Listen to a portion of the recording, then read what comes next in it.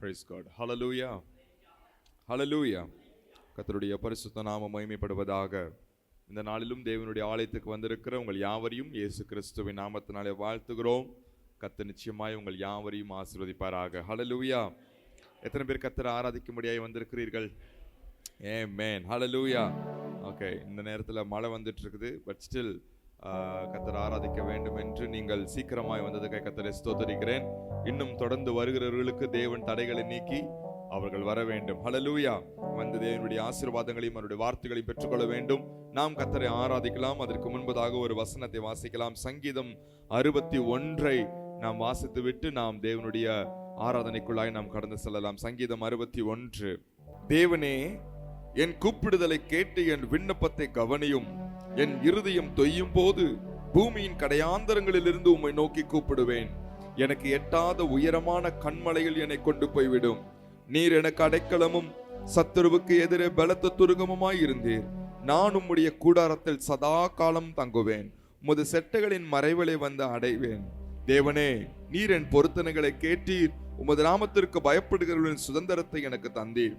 ராஜாவின் நாட்களோடு நாட்களை கூட்டுவீர். அவர் வருஷங்கள் தலைமுறை தலைமுறையாக இருக்கும். அவர் தேவனுக்கு முன்பாக என்றைக்கும் நிலைத்திருப்பார். தயையும் உண்மையும் அவரை காக்க கட்டளையிடும். இப்படியே தினமும் என் பொருத்தனைகளை நான் செலுத்தும்படியாக உமது நாமத்தை என்றைக்கும் கீர்த்தனம் பண்ணுவேன். ஆமென். ஹல்லேலூயா. எத்தனை பேர் என்றைக்கும் கர்த்தரை கீர்த்தனம் பண்ணுவதற்கு உங்களை டெடிகேட் பண்ணிருக்கிறீங்க? ஹல்லேலூயா. நான் எப்பொழுதும் தேவ சமூகத்தில் தங்கி இருப்பேன் என்ற இந்த வசனத்தின்படி எத்தனை பேர் இன்னைக்கு டெடிகேட் பண்ண போறீங்க? ஆமென். ஹல்லேலூயா. ஹல்லேலூயா. ஆமென். உற்சாகத்தோடு கர்த்தரை நாம் ஆராதிக்கலாம். அவருடைய நாமம் மகிமைப்படுவதாக. பாதம் பணிந்தேன் என்னாலும் துதியே. கரங்களை தட்டி பாடலாமே.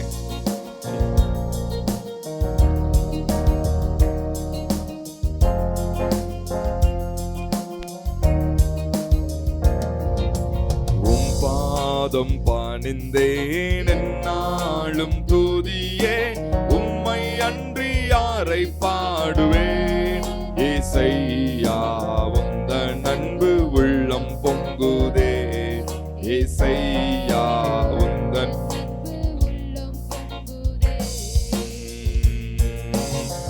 பாதம் பணிந்தேன் என்னாலும் துதியே. உம்மை அன்றி யாரை பாடுவேன்?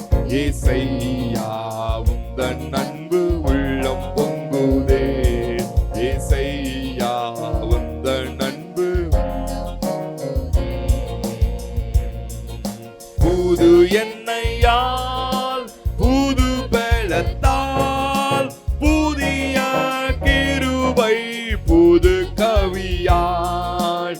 புது எண்ணெயால் புது பலத்தால் புதிய கிருபை புது வார்த்தையால் நீரப்பினிதம் நடத்துகின்றேர்.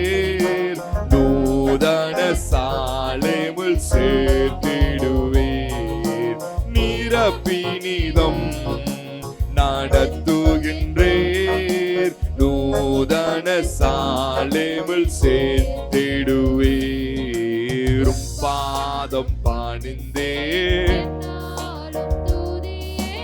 உம்மை அன்றி யாரை பாடுவேன்? ஏசையா, உந்தன் அன்பு உள்ளம் பொங்குதே. ஏசையா, உந்தன் அன்பு உள்ளம் பொங்குதே. சீருடனே பேருடனே சிறந்து ஜொலிக்கும் கொடுமுடியில்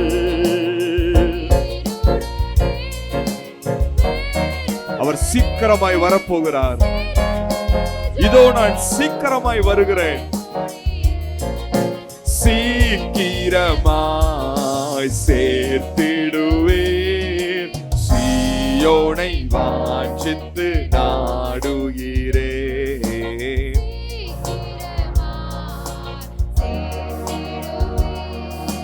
சீயோனை வாஞ்சித்து நாடுகிறேன்.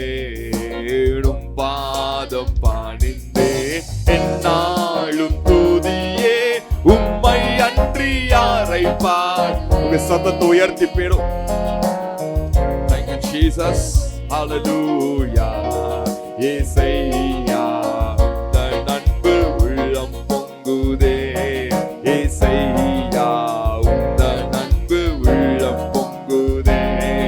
ஏசையா உந்தன் அன்பு உள்ளம் பொங்குதே.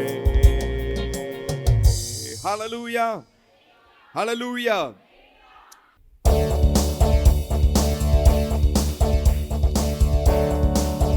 நல்ல கரங்களை தட்டி.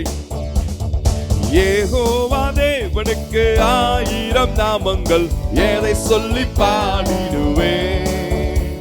என் கர்த்தாதி கர்த்தர் செய்த நன்மைகள் 1000, கரம் தட்டி பாடிடுவேன்.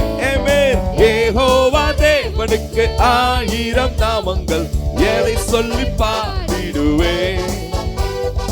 கர்த்தாதி கர்த்தர் செய்த நன்மைகள் 1000, கரம் தட்டி பாடிடுவேன்.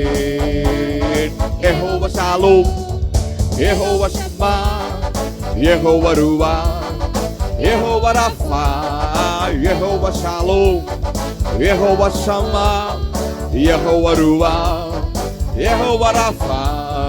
யெகோவா தேவனுக்கு 1000 நாமங்கள், எதை சொல்லி பாடிடுவேன். என் கர்த்தாதி கர்த்தர் செய்த நன்மைகள் 1000, கரம் தட்டி பாடிடும். மீண்டும் சொல்லுவோம். யெகோவா, யெகோவா தேவனுக்கு 1000 நாமங்கள், எதை சொல்லி பாடிடுவேன். என் கர்த்தாதி கர்த்தர் செய்த கரம் தட்டி பாடிடுவேன். எல்ரோய்க்கு அல்லேலூயா, என்னை நீரை கண்டீரையா, ஏக்கம் வெள்ளம் தீர்த்தீரையா. நான் தாகத்தோடு வந்த போது ஜீவ தண்ணீர் எனக்கு தந்து தாகம் வெள்ளம். எல்ரோயி, எல்ரோய்க்கு அல்லேலூயா, என்னை நீரை கண்டீரையா, ஏக்கம் வெள்ளம் தீர்த்தீரையா. நான் தாகத்தோடு வந்த போது ஜீவ தண்ணீர் எனக்கு தந்து தாகம் வெள்ளம் தீர்த்தீரையா. Jehovah Shalom, Jehovah Shammah, Jehovah ருவா, Jehovah Rapha, Jehovah Shalom, Jehovah Shammah, Jehovah Rapha. Jehovah தேவனுக்கு 1000 நாமங்கள், எதை சொல்லி பாடிடுவேன். என் கர்த்தாதி கர்த்தர் செய்த நன்மைகள் 1000, கரம் தட்டி பாடிடுவேன். எலோஹிமும் நீங்க தாங்க, எங்கும் உள்ள தேவனாக எந்த நாளும் பாடுவேங்க. இம்மானுவேல் நீங்க தாங்க, மண்ணில் வந்த தேவன் நீ, இன்றும் என்றும் பாடுவேங்க. ஓ எலோஹிமும் நீங்க தாங்க, எங்கும் உள்ள தேவனாக. Yes Lord. இம்மானுவேல் நீங்க தாங்க, மண்ணில் வந்த தேவன் நீங்க, இன்றும் என்றும் பாடுவேங்க. Jehovah Shalom, Jehovah Shammah, Jehovah ருவா. அவர் நாமத்தை சொல்லி சொல்லி சொல்லி. Jehovah Shalom, Jehovah Shammah, Jehovah ருவா, Jehovah Shalom. Amen. Amen. Yes Lord. Yes Lord. Jehovah Shalom, Jehovah Shammah, Jehovah ருவா, யெகோவா ரஃபா. யெகோவா தேவனுக்கு 1000 நாமங்கள், எதை சொல்லி பாடிடுவேன். என் கர்த்தாதி கர்த்தர் செய்த நன்மைகள் 1000, கரம் தட்டி பாடிடுவேன். ஆமென். யெகோவா தேவனுக்கு 1000 நாமங்கள், எதை சொல்லி பாடிடுவேன்.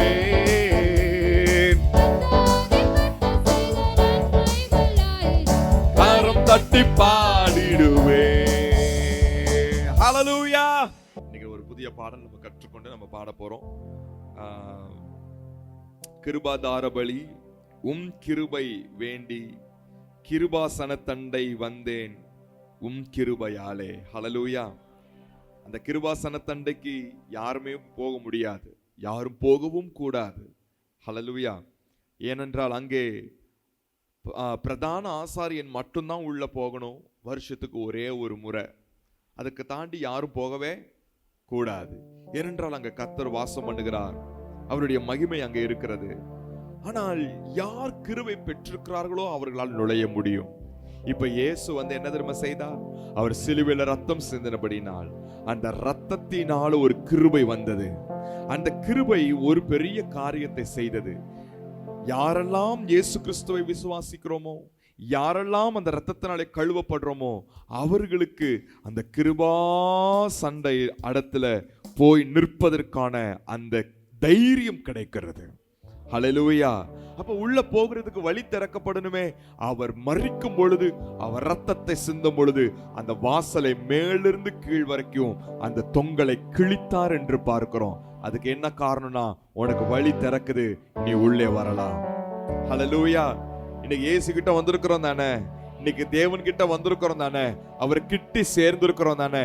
எத்தனை பேர் தேவன் கிட்ட கிட்டி சேர்ந்திருக்கிறீங்க? அவர் அப்பான்னு கூப்பிட்டு பக்கத்துல எத்தனை பேர் வந்திருக்கிறீங்க? அதுக்கு என்ன காரணம்? என் இயேசு சிலுவையில ரத்தம் சிந்ததான் காரணம். ஹல்லேலூயா. அந்த ரத்தத்தினாலதான் உங்களுக்கு எனக்கும் இந்த கிருபை, அந்த ரத்தத்தினாலதான் அந்த கிருபா சண்டையின் இடத்துல நிற்கிறோம். அந்த ரத்தத்தினாலதான் அந்த வாசல் திறக்கப்பட்டிருக்குது. அந்த ரத்தத்தினாலதான் பரலோகத்திற்கு செல்லும் வாசலும் திறக்கப்பட்டிருக்கிறது. ஒரு ஆமென் சொல்லுங்களேன்.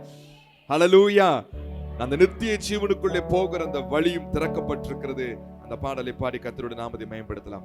முதல்ல நான் பாடுறேன், கொஞ்சம் கவனிங்க. அதுக்கப்புறம் நீங்க என்னோட கூட சேர்ந்து பாடுங்க. கிருபாதார பலி கிருபை வேண்டி,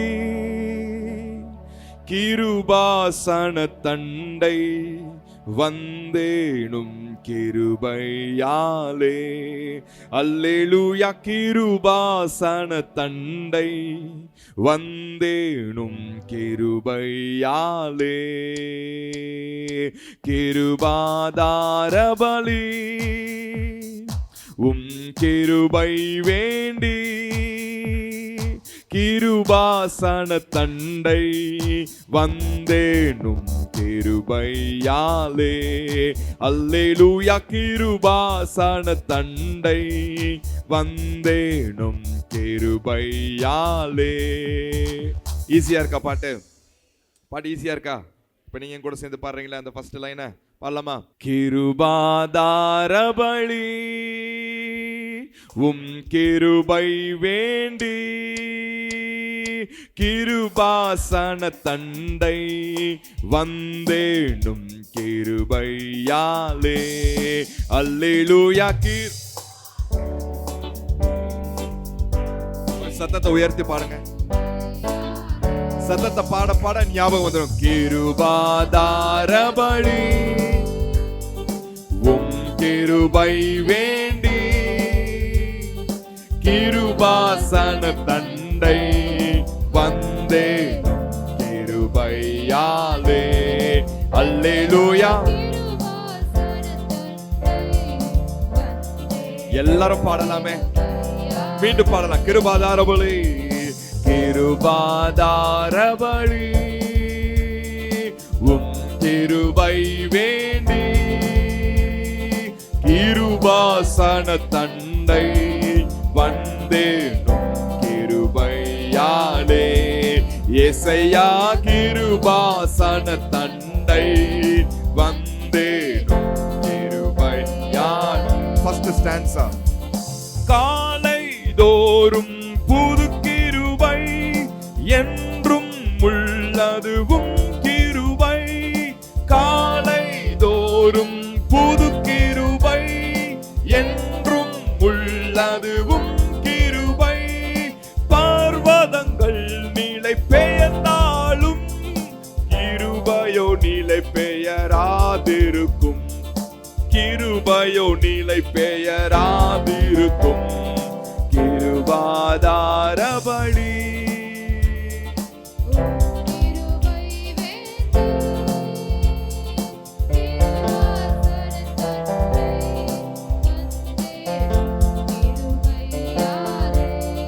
அல்லேலூயா. கிருபாசன தண்டை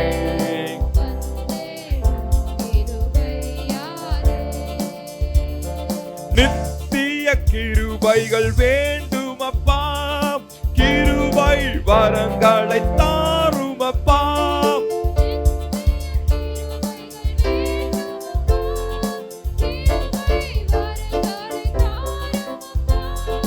உம் கிருபை மட்டும் போதுமப்பா, கிருபைகள் தொடர வேண்டுமப்பா, கிருபைகள் தொடர வேண்டுமப்பா. கிருபாதாரபலி உம் கிருபை வேண்டி, கிருபாசன தண்டை வந்தேன் கிருபையாலே. அல்லேலூயா. கிருபாசன தண்டை வந்தேன் கிருபையாலே. ஹல்லேலூயா. Thank you Jesus. ஹல்லேலூயா. ஊற்றப்பட வேண்டுமே உன்னதத்தின் ஆவி, உயிர்ப்பிக்க வேண்டும் நம்மை தேவா. முன்மாரியாக அன்று பொழிந்திட்ட ஆவியை பின்மாரியாக இன்று பொழிந்திடுமே.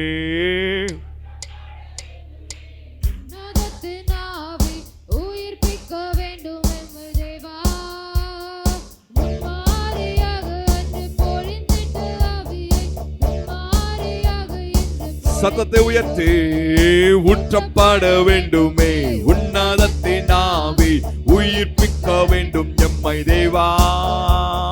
முன்மாரியாக அன்று பொழிந்திட்ட ஆவியை பின்மாரியாக இன்று பொழிந்து ஊற்றப்பட வேண்டுமே, ஊற்றப்பட வேண்டுமே உன்னதத்தின் ஆவி, உயிர்ப்பிக்க வேண்டும் எம்மை தேவா. ஆமென். முன்மாரியாக அன்று கரங்களை தட்டி ஓ ஹல்லேலூயா.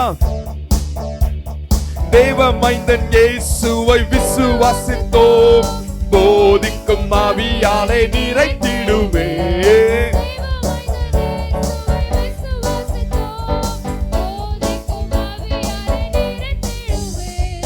என்னை அபிஷேகமே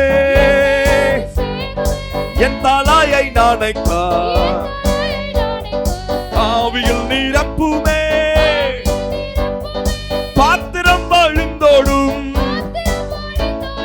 நிச்சலாலம் மூழ்கியே நேசரன்பில் மகிழ. அக்கினி அபிஷேகம்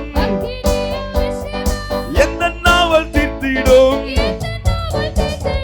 ஊற்றப்பட வேண்டுமே உன்னதத்தின் ஆவி. இன்றைக்கு தேவன் வானத்தை திறந்து உமது மழையினால் நிரப்புவீராக ராஜா.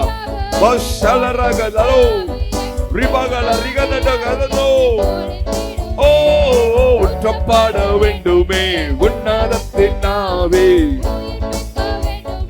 தேவா. முன்மாரியாக அன்று பொழிந்திட்ட ஆவியை பின்மாரியாக இன்று பொழிந்திடுவே. ஒரு மனதோடே கூடி வந்துள்ளோம், தேவ புத்திரரென முத்திரை போடும்.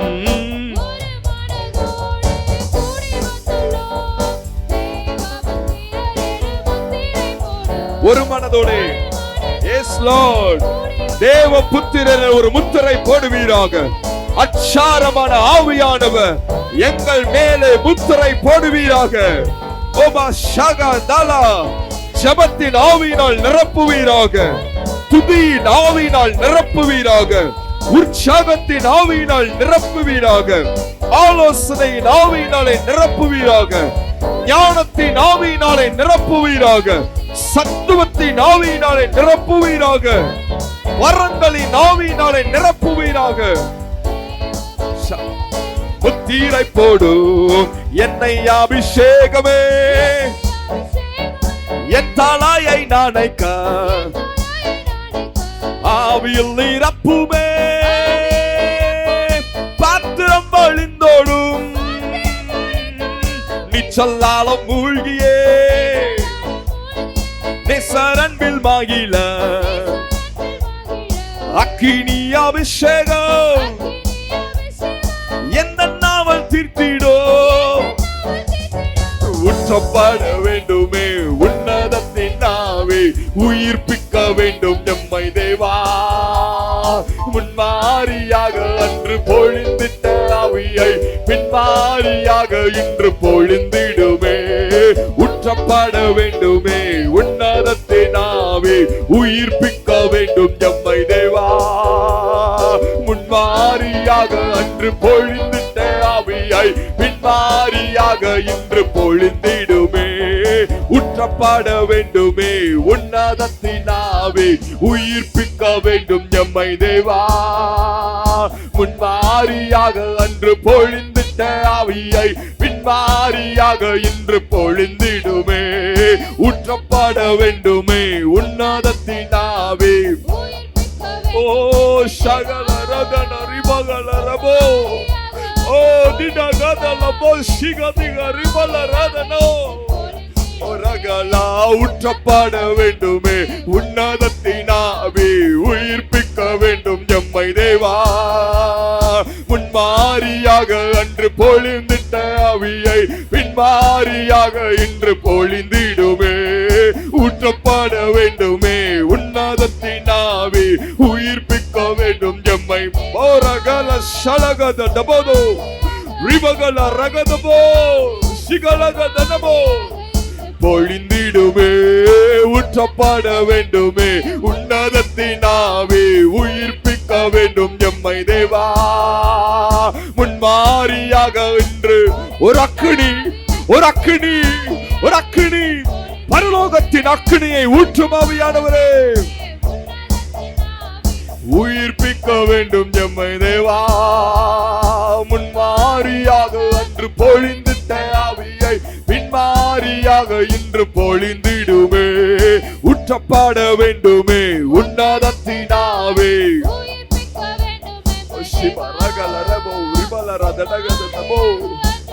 கட்டுகள் அவிழ்க்கப்படுவதாக. பின்மாரியாக இன்று பொழிந்திடுமே. பின்மாரியாக இன்று பொழிந்திடுமே. பின்மாரியாக இன்று பொழிந்திடுவே. நல்ல ஆய திறந்து கர்த்தரை துதிச்சு மகிமைப்படுத்தி ஹல்லேலூயா பரகல ஷபலரதனா ரிபலரதினலோ சிகதினரி பலகரகதனா ஓரலல ஷகதனா ரிபரதலவோ ரபகலரிகதிடா ரிபலா ஷகதனா ரபோ ஹல்லேலூயா ரிதலா ஷகதனா ரிபலரா ஹல்லேலூயா. சபைக்கு விரோதமாய் போராடுகிற பொல்லாத ஆவிகளை இயேசுவின் வல்லமையுள்ள நாமத்தினாலே கர்த்தர் இன்றைக்கு நிர்மூலமாக்கி போடுவாராக. வானமண்டலத்தின் ஆவிகளை நிர்மூலமாக்குவாராக. பலவீனத்தின் ஆவிகளை நிர்மூலமாக்குவாராக. அந்தி கிறிஸ்துவின் ஆவிகளை கர்த்தர் நிர்மூலமாக்குவாராக. Thank you Jesus. We worship you Lord. உம்மையே மகிமைப்படுத்துகிறோம் இயேசுவே, உம்மையே மகிமைப்படுத்துகிறோம். உம்முடைய நாமம் மாத்திரம் உயர்ந்திருப்பதாக. Thank you Jesus. Hallelujah. Hallelujah.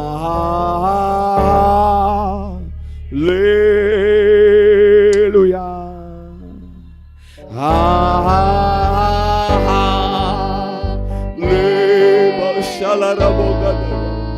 24 மூப்பர்கள் முகம் குப்புற விழுந்து கேருபீன்கள் சேராபீன்கள் மத்தியிலே மகிமையின் மேல் மகிமையாய் வாசம் பண்ணுகிற எங்கள் மகிமை தேவனே,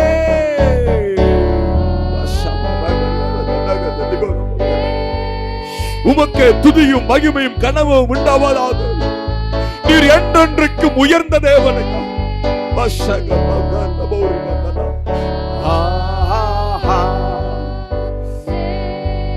பரிசுத்தர் பரிசுத்தர் பரிசுத்தர் பரிசுத்தர். ஓ சேனைகளின் கர்த்தர் பரிசுத்தர் பரிசுத்தர் பரிசுத்தர். சேனைகளின் கர்த்தர் பரிசுத்தர் பரிசுத்தர் பரிசுத்தர். இருந்தவரும் இருக்கிறவரும் வரப்போகிறவருமாகிய சீக்கிரமாய் வரப்போகிறவருமாகிய கர்த்தாவே, அல்லேலூயா.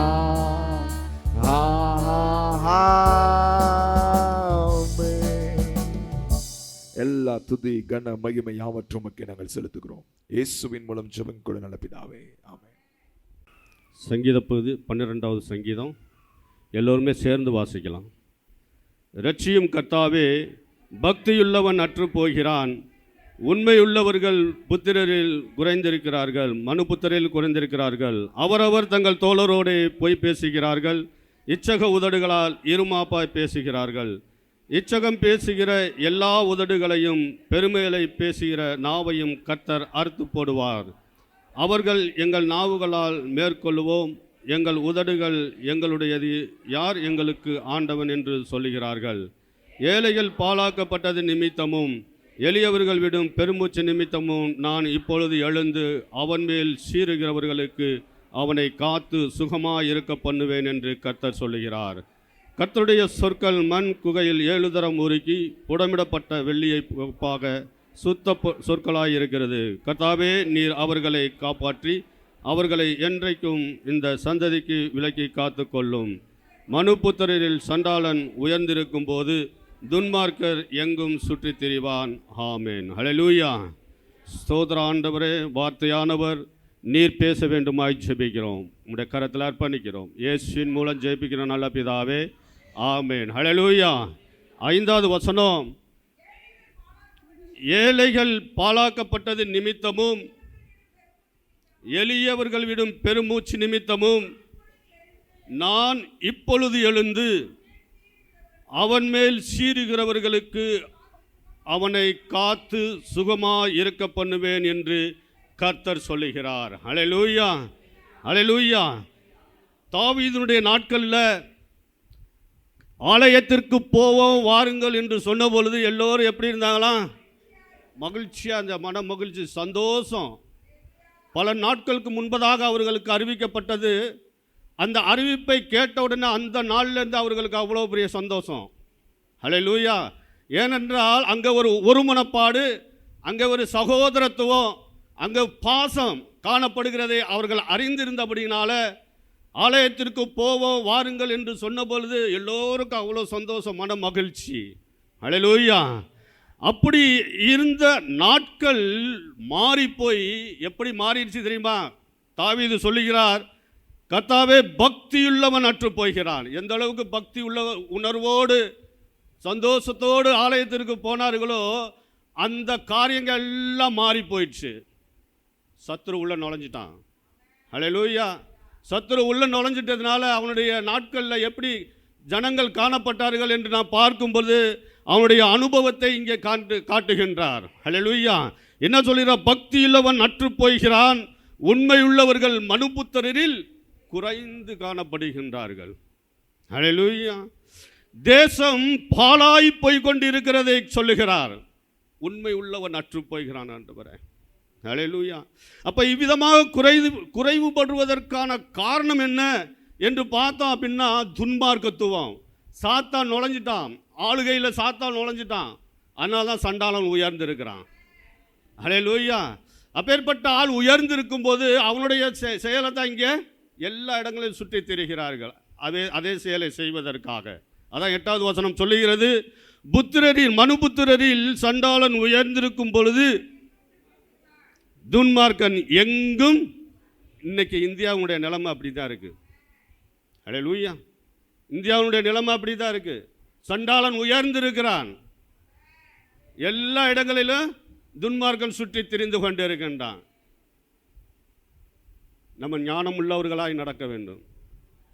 அதனால தான் கர்த்தர் நம்மளை ஒன்று கூட்டி இருக்கின்றார், தேசத்திற்காக திறப்பில் நிற்பதற்காக. ஹல்லேலூயா. எந்த அளவுக்கு உண்மை உள்ளவர்கள் அற்று போனார்களோ, எந்த அளவுக்கு பக்தி உள்ளவர்கள் அற்று போனார்களோ, அவர்களுக்காக நம்ம திறப்பில் நிற்கும்போது தேவன் சகலத்தையும் மாற்ற வல்லவராக இருக்கின்றார்.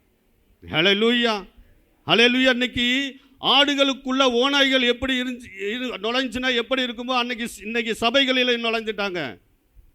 ஹல்லேலூயா. ஓநாய்களைப் போல சபைகளை குலைத்து போடுவதற்காக, சத்தியத்தை புறம்பாய் பேசுவதற்காக, ஹல்லேலூயா, ஒவ்வொருடைய இருதயத்தின் நினைவுகளை மாறான ஒரு சிந்தனைகளுக்குள்ள கொண்டு போவதற்காக இன்றைக்கி ஆடுகளுக்குள்ள, நமக்குள்ள, இந்த சபைக்குள்ள என்ன நடந்துருச்சு? ஓநாய்களை போல நிறைய பேர் நுழைஞ்சிருக்கிறாங்க. நம்ம கேள்விப்படுறோம், நிறைய வாட்ஸ்அப்பில் நம்ம பார்க்குறோம், நியூஸ்களை கேட்குறோம். ஹல்லேலூயா, சகலத்தையும் தேவன் மாற்ற வல்லவராக இருக்கின்றார். ஹல்லேலூயா.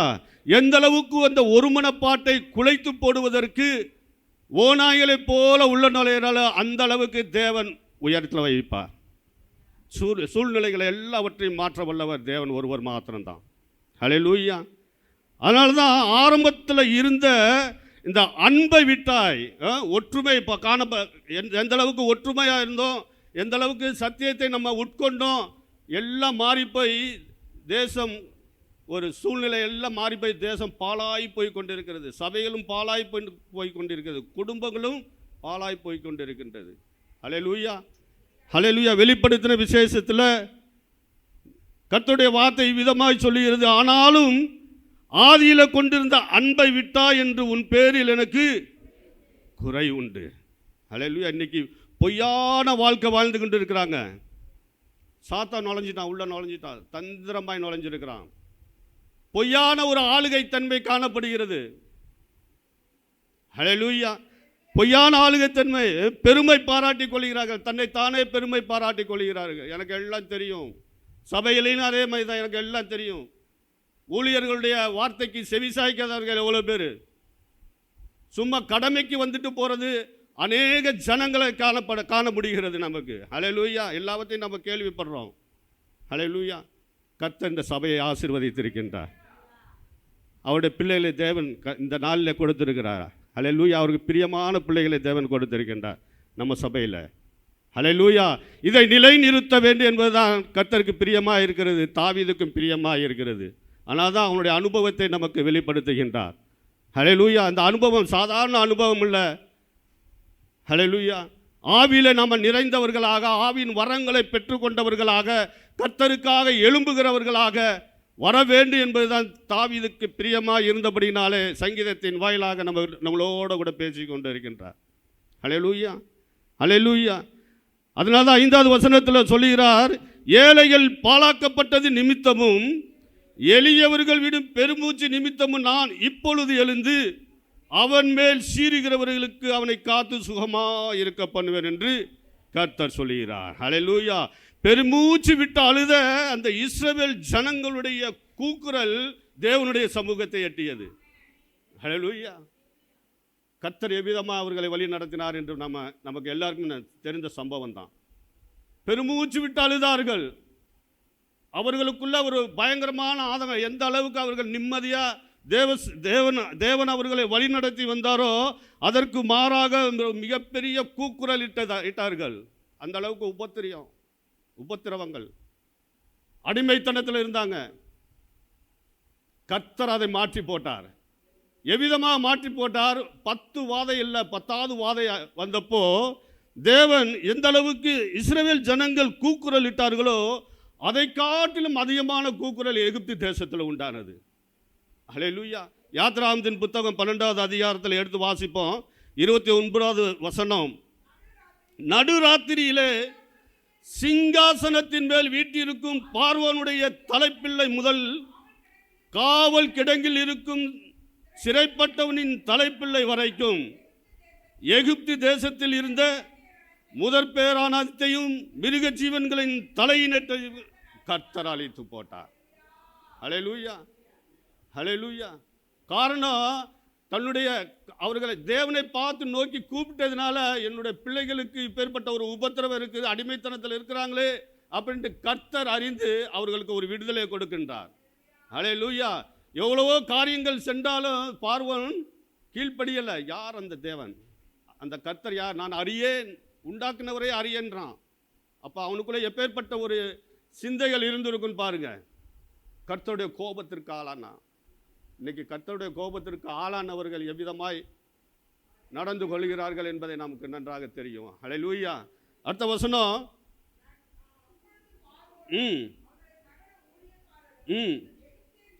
எகிப்தியர் யாவரும் ராத்திரியில எழுந்திருந்தார்கள். மகா கூக்குரல் எகிப்தில் உண்டாயிட்டு. எந்த அளவுக்கு இஸ்ரவேல் ஜனங்கள் ஆரம்பத்தில் கூக்குரல் இட்டார்கள், அவங்க நார்மலாக தான் கூக்குரல் இட்டாங்க. அத்தனை ஆண்டுகள் உபத்திரவம் அடிமைத்தனத்தில் இருந்த அந்த ஜனங்கள் கடைசியாக தேவனுக்கு நோக்கி கூக்குரல் இட்டார்கள். அதை காட்டிலும் பயங்கரமான மகா கூக்குரலாம். அப்போ எந்த அளவுக்கு அந்த சத்தம் இல்லாத வீடுகளே கிடையாது. ஒரு வீடும் இருந்ததில்லை. நீங்களும் இஸ்ரவேல் புத்திரரும் எழுந்து என் ஜனங்களை விட்டு புறப்பட்டு போய் நீங்கள் சொன்னபடியே கர்த்தருக்கு. ஆரம்பத்தில் அவன் என்ன சொன்னா, நான் கர்த்தரை அறியேன்னா அவை வாயிலேருந்தே வந்துடுச்சு. அல்லேலூயா. இன்னைக்கு கர்த்தரை மறந்துட்டு இருக்கிறவங்க நிறைய பேர், ரட்சிக்கப்பட்டவர்களே பின்மாற்றம் அடைந்தவர்கள் அநேகர். ஹல்லேலூயா, ஹல்லேலூயா, ஹல்லேலூயா. அப்படி சொன்ன பார்வோன் கடைசியில் என்ன சொல்றான், நீங்க நினைச்சபடி கர்த்தருக்கு ஆராதனை செய்யுங்கள். ஹல்லேலூயா. என்னையும் ஆசீர்வதிச்சுட்டு போங்க. ஹல்லேலூயா. எப்படி மாறிடுச்சு பாருங்க வார்த்தைகள். நீங்கள் சொன்னபடியே உங்கள் ஆடு மாடுகளையும் ஓட்டிக்கொண்டு போங்கள், என்னையும் ஆசீர்வதிங்கள். ஹல்லேலூயா. அதனால தான் கர்த்தர் சொல்லுகிறார், கர்த்தருடைய வார்த்தை ஏழைகள் பாழாக்கப்பட்டது நிமித்தமும் எளியவர்கள் விடும் பெருமூச்சு நிமித்தமும். பெருமூச்சை தேவன் கேட்கின்றார். உண்மையாய் அவரை நோக்கி பார்க்கும்போது கர்த்தருடைய ஆவியானவர் நமக்குள்ள வருகின்றார், சூழ்நிலைகளை மாற்றுகின்றார். ஹல்லேலூயா. நான் இப்பொழுது எழுந்து அவன் மேல் சீறுகிறவர்களுக்கு அவனை காத்து சுகமாயிருக்க பண்ணுவேன். அது மட்டுமல்ல, இச்சகம் பேசுகிற எல்லா உதடுகளையும் பெருமை பேசுகிற நாவையும் கர்த்தர் அறுத்து போடுகின்றார். ஹல்லேலூயா. பெருமையும் இருமாப்பும் கர்த்தருக்கு பிரியமில்லாத காரியம். ஹல்லேலூயா. அது நிலை நிற்காது. எப்பொழுதுமே பெருமை நிலை நிற்காது. தானியேலுடைய நாட்களில் நேபுகாத் நேச்சர் என்ற ராஜா ஆட்சி செய்துகிட்டு இருந்தான். அவனுடைய ஆட்சி எப்படி இருந்துச்சுன்னா, ஒரு நீதியற்ற ஆட்சி. சிறுமைப்பட்டவர்களை ஒடுக்கி அவன் ஆட்சி செய்து கொண்டிருந்தான். ஒரு நாள் அவன் சொப்பனம் பார்க்கிறான், ஒரு மிகப்பெரிய மரம் வான பரியந்தம் வளர்ந்திருக்கிறதை பார்க்கிறான். ஹல்லேலூயா. அதனுடைய அர்த்தம் தெரியல. எல்லா ஞானிகளையும் கூப்பிட்டு கேட்கிறான், யாருக்கும் சொல்ல முடியல. கர்த்தருடைய ஆவியானவர் தானியேலோடு இருக்கிறார் என்பதை அவன் உணர்ந்த பொழுது கூப்பிட்டு அனுப்புகிறான். தானியேலின் புத்தகம் 4வது அதிகாரம் 18வது வசனத்திலிருந்து வாசிக்கலாம்.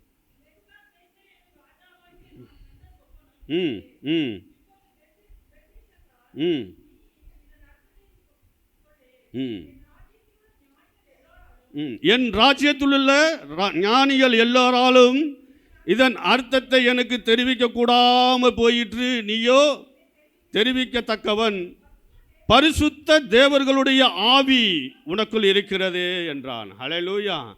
அப்போ அவர்கிட்ட கேட்குறான் தானியேல். அந்த சொப்பனத்தை கேட்டதுக்கு அப்புறம் அவனுக்குள்ள ஒரு பாரம், ஸ்தம்பித்து போய் காணப்பட்டானாம். வேதம் சொல்லுது, தானியேல் ஒரு நாளிகை மட்டும் திகைத்து சிந்தித்து கலங்கி போயிட்டான். அல்லேலூயா. காரணம், அந்த சம்பவங்கள் எல்லாம் மிக மோசமான சம்பவங்கள். அது தன்னுடைய ராஜா, நான் ஆண்டவனாகிய ராஜா மேலேயே வருகிறதே அப்படின்னு அவனுக்குள்ள ஒரு பாரம். அல்லேலூயா. அதைத்தான் சொல்லுகிறான் 24வது வசனம், ராஜாவே அதன் அர்த்தமும் ராஜாவாகிய என் ஆண்டவன் பேரில் வந்த உன்னதமான உன்னுடைய பிதாவாகிய தேவன் உன்னதத்தில் வாசம் பண்ணுகிற உன்னதமானவுடைய தீர்மானமும் என்னவென்றால், மனுஷரின் நின்று நீ தள்ளப்பட்டு வெளியின் மிருகங்களோட சங்கரிப்பு,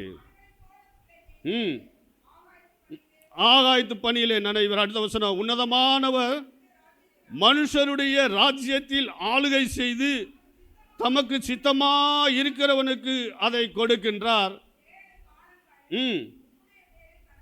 கடந்து போக வேண்டும், இதை புரிஞ்சுக்க அப்படின்னு சொல்லி அவனுக்கு வெளிப்படுத்துகின்றார். ஹல்லேலூயா. அதோட விட்டடல்ல, அவனுக்கு ஒரு ஆலோசனையும் கொடுக்கின்றார். என்ன ஆலோசனை கொடுக்கிறார் அப்படின்னா, ம் ம் ம் ம் நீதியை செய், நீதியை செய்து உனது பாவங்களையும் சிறுமையானவர்களுக்கு இறங்கி உமது அக்கிரமங்களையும் அகற்றிவிடு, நீடித்திருக்கலாம். ஹல்லேலூயா. நீதியை செய்து பாவத்தை அகற்றிவிடு, சிறுமையானவர்களுக்கு இறங்கி அக்கிரமங்களை அகற்றிவிடு. ஹல்லேலூயா. நல்ல ஆலோசனை தானே, சாதாரண ஒரு ஆலோசனை தான். ஏன்னா அவங்களுடைய ஆளுகைத்தன்மை அந்த அவ்விதமாய் காணப்பட்டது. கர்த்தர் அவருக்கு வெளிப்படுத்தினார் தானியேலுக்கு, நீ இந்த மாதிரி செஞ்ச அப்படின்னாக்க நீ வாழ்வடைவாய் என்று ஒரு ஆலோசனையை கொடுத்ததுக்கு அப்புறமும் அவன் ஒன்றுமே சொல்லலை. கர்த்தர் அவனுக்கு கொடுத்த நியமித்த அந்த 12 மாதங்கள் மட்டும்தான். ஹல்லேலூயா. அந்த 12 மாதங்கள் கழித்து அவனுடைய நிலைமை மாறியது. ஹல்லேலூயா. ஒரு நாள் என்ன ஆனிச்சு அப்படின்னா 29வது வசனம், 12 மாதம் சென்ற பின்பு பாபிலோன் ராஜ்யத்தின் அரண்மனை மேல் உலாவிக் கொண்டிருக்கும் பொழுது அவனுக்குள்ள இந்த பெருமை எவ்விதமாய் காணப்பட்டது என்பதை பார்க்கின்றோம். எப்பேற்பட்ட பெருமை என்று பார்த்தோம் அப்படின்னா, இது என் வல்லமையின் பராக்கிரமத்தினால் என் மகிமை பிரதாபத்திற்கென்று ராஜ்யத்திற்கு அரண்மனையாக நான் கட்டின மகா பாபிலோன். அப்பேற்பட்ட ஒரு பெருமையை அவன் பார்க்கின்றான். அந்த பெருமை அவனை விழத்தள்ளியது. ஹல்லேலூயா. இந்த வார்த்தையை அவன் சொல்லி கூட முடிக்கல, வானத்திலிருந்து என்ன வந்துச்சு? ஒரு சத்தம் வந்துச்சு. ராஜாவாகிய நேபுகாத்நேச்சாரே, ராஜ்யபாரம் உன்னை விட்டு நீங்கிட்டு மனுஷன் நின்று தள்ளப்படுவாய், வெளியின் மிருகங்களோடு சங்கரிப்பாய், மாடுகளைப் போல புல்லை மேய்வாய். ஹல்லேலூயா. அப்பேற்பட்ட ஒரு சம்பவத்தை அங்கே நாம் காண்கின்றோம். ஹல்லேலூயா. கடைசியில் அவன் என்ன சொல்லிட்டு எழுதி வைத்தான் தெரியுமா? அகந்தையாய் நடக்கிறவர்களை தாழ்த்துவதற்கு அவராலே ஆகும். ஹல்லேலூயா. இன்னைக்கு எவ்வளோ பேர் தேவனுக்கு முன்பதாக தன்னை தாழ்த்தி கொள்கிறோம்? தாழ்மையை கர்த்தர் விரும்புகின்றார். ஹல்லேலூயா. கர்த்தராகிய இயேசு கிறிஸ்து வாழ்ந்த நாட்களில் முடிவு பரியந்தம், அதாவது மரண பரியந்தம் தன்னை தாழ்த்தி கொண்டார் பிதாவாகிய தேவனுக்கு முன்பதாக. ஹல்லேலூயா.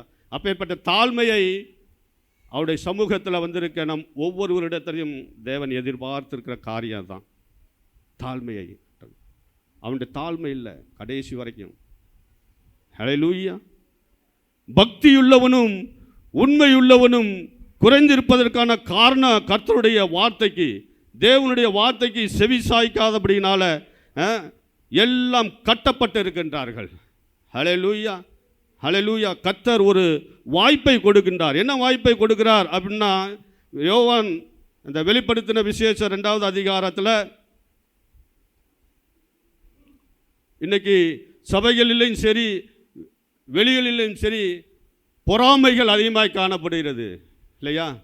தவறான எண்ணங்கள், தவறான சிந்தைகள், இவை எல்லாம் மாறுபாடாய் மாறணும். அப்போது தேவனிடத்தில் நம்ம தாழ்த்தி கொள்ளும்போது தான் இப்பேற்பட்ட மாறுபாடுகள் உண்டாகும், சபைகளிலும் உண்டாகும். நாம் வாழ்கிற வாழ்க்கையும் தேவன் மாற்றி அமைக்கின்றார். ஒரு வாய்ப்பை தேவன் கொடுக்கின்றார். 2வது அதிகாரத்தில் வெளிப்படுத்தின விஷயம் 4வது அதிகாரம் 4வது வசனமும் 5வது வசனமும், நீ ஆதியிலே கொண்டிருந்த அன்பை விட்டாய்,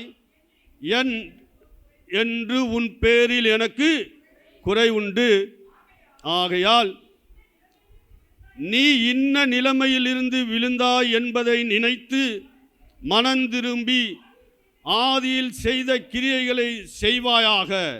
இல்லாவிட்டால் நான் சீக்கிரமாய் உன்னிடத்தில் வந்து நீ மனந்திரும்பாத பட்சத்தில், மீண்டும் வாசிக்கலாம், நீ மனந்திரும்பாத பட்சத்தில்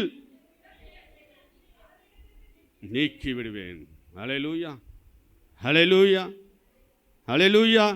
ஏழைகள் பாழாக்கப்பட்டது நிமித்தமும் எளியவர்கள் விடும் பெருமூச்சு நிமித்தமும் நான் இப்பொழுது எழுந்து அவன் மேல் சீறுகிறவருக்கு அவனை காத்து சுகமாக இருக்க பண்ணுவேன் என்று கர்த்தர் சொல்கிறார். நம்மளை பார்த்து அதைத்தான் சொல்கிறார்.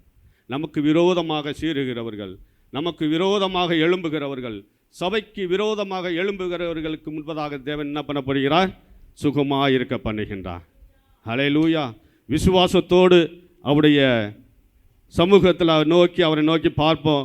நம்மை தேவன் சுகமாக இருக்க பண்ணுவாராக. ஹல்லேலூயா.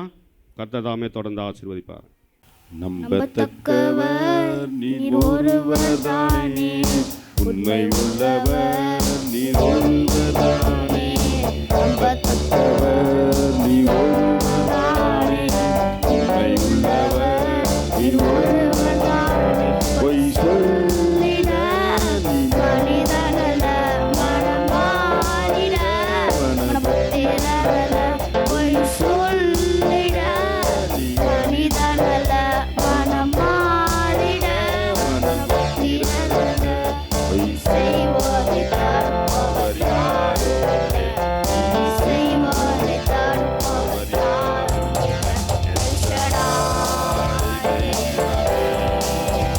சர்வவல்லமை உள்ளவரே, யெகோவா தெய்வமே, என்னை பெருகச் செய்பவரே, எல் ஷடாய் தெய்வமே. சர்வவல்லமை உள்ளவரே, யெகோவா தெய்வமே, என்னை பெருகச் செய்பவரே. அற்பமான ஆரம்பத்தை சம்பூரணமாய் மாற்றினீர். நாங்கள் கண்ணீரோடு விதைப்பதெல்லாம் கம்பீரமாய் அறுக்கச் செய்தீர். அற்பமான ஆரம்பத்தை சம்பூரணமாய் மாற்றினீர். நாங்கள் கண்ணீரோடு விதைப்பதெல்லாம் கம்பீரமாய் அறுக்கச் செய்தீர். எங்கள் குறைவெல்லாம் நிறைவாக்கி வளர்ச்சியை சிரிப்பார்த்து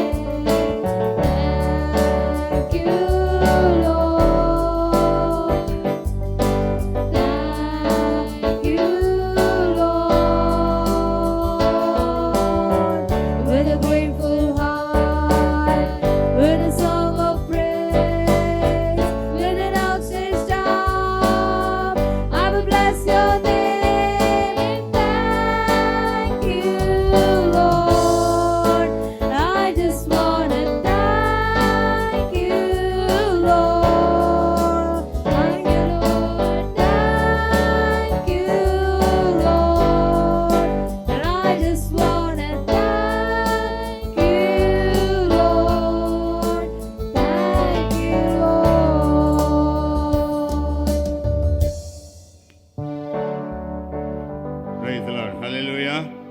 எனக்கு ஒரு சந்தோஷமான ஒரு நாள். சபையில் ஒரு குழந்தை பிறந்திருக்கிறது. ரெபேக்காள் பிறந்த உடனே ஆபிரகாமுக்கு சொல்லி அனுப்பினாங்களாம்.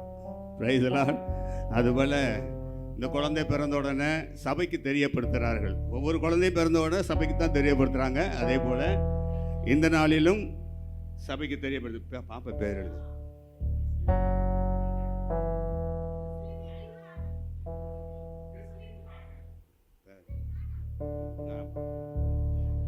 அதனால் இன்றைக்கி அருமையான பிரதர் சார்லஸ், சிஸ்டர் நான்சி மெரன்சியா இவர்களுக்கு ஆண்டவர் 2வது பெண் குழந்தையை கொடுத்திருக்கிறார். அவை இந்த 2வது பெண் குழந்தையை கர்த்தருக்கென்று பிரதிஷ்டை பண்ணும்படியாக தாயும் தகப்பனும் சகோதரனும் சேர்ந்து மற்ற பிள்ளைகளோடு சேர்ந்து இந்த குழந்தையை பிரதிஷ்டை பண்ணும்படியாக வந்திருக்கிறாங்க. ஆகவே கர்த்தர் அவர்களை ஆசீர்வதிப்பாராக. இப்படியாக குழந்தைகள் கர்த்தருக்கென்று அர்ப்பணிக்கப்படும் பொழுது கர்த்தர் அந்த குழந்தையை கண்ணும் கருத்துமாக கர்த்தர் பாதுகாக்கிறார் என்பதை நாம் அறிந்து கொள்ள வேண்டும். எந்த குழந்தையும் கர்த்தருடைய குழந்தையே. அது கர்த்தருக்கென்று நாம் அர்ப்பணிக்கும் பொழுது கர்த்தர் நிச்சயமாகவே அந்த குழந்தையை ஆசீர்வதிக்கிறவராக இருக்கிறார். ஹல்லேலூயா. ஆகவே இந்த நாளில் விசேஷமாக இந்த குழந்தையை பெற்றெடுத்த தகப்பனை நான் கேட்டுக்கொள்கிறேன். இந்த குழந்தையை ஆண்டவருக்கென்று உண்மையாக முழுமனதோடு ஆண்டவருக்கு அர்ப்பணிக்கிறீங்களா? பிரதிஷ்டை பண்ண ஒப்பு கொடுக்குறீங்களா? இந்த குழந்தையை ஆண்டவருக்கென்று நேராக வழி நடத்துவீங்களா? பரிசுத்தத்திலையும் உத்தமத்திலையும் இந்த குழந்தை வளர உதவியாக இருப்பீங்களா? சத்தியத்தை சொல்லி கொடுப்பீங்களா? ஆமாம், கர்த்தருக்கு ஏற்றபடி வளர்ப்பீங்களா? வளர்ப்பீங்க. தாயும் பெற்றெடுத்த மகளாக இருக்கிறபடினாலே இந்த குழந்தையை சீராட்டி தாளாட்டி வளர்த்தது போல கர்த்தருக்குள்ளே வளர்க்கிறதுக்கு முழு மனதோடு ஒப்பு கொடுக்குறீங்களா? ஆமாம், கர்த்தருடைய வருகை பரியந்தமும் இந்த குழந்தையை கர்த்தருக்கென்று வளர்ப்பு ஒப்பு கொடுக்குறீங்களா? ஆண்டவர் இந்த 2 பேரும் தன்னுடைய குழந்தையை ஆண்டவருக்கென்று சபைக்கு முன்பாக அர்ப்பணித்திருக்கபடினாலே இந்த குழந்தையை நாங்கள் சபையாராக பிதா குமாரன் பரிசுத்த ஆவி நாமத்தினால நாம் பிரதிஷ்டை பண்ணுகிறோம். இந்த குழந்தைக்கு கிறிஸ்லின் ஹேனா என்று சொல்லி நம்ம பெயரிட போகிறோம்.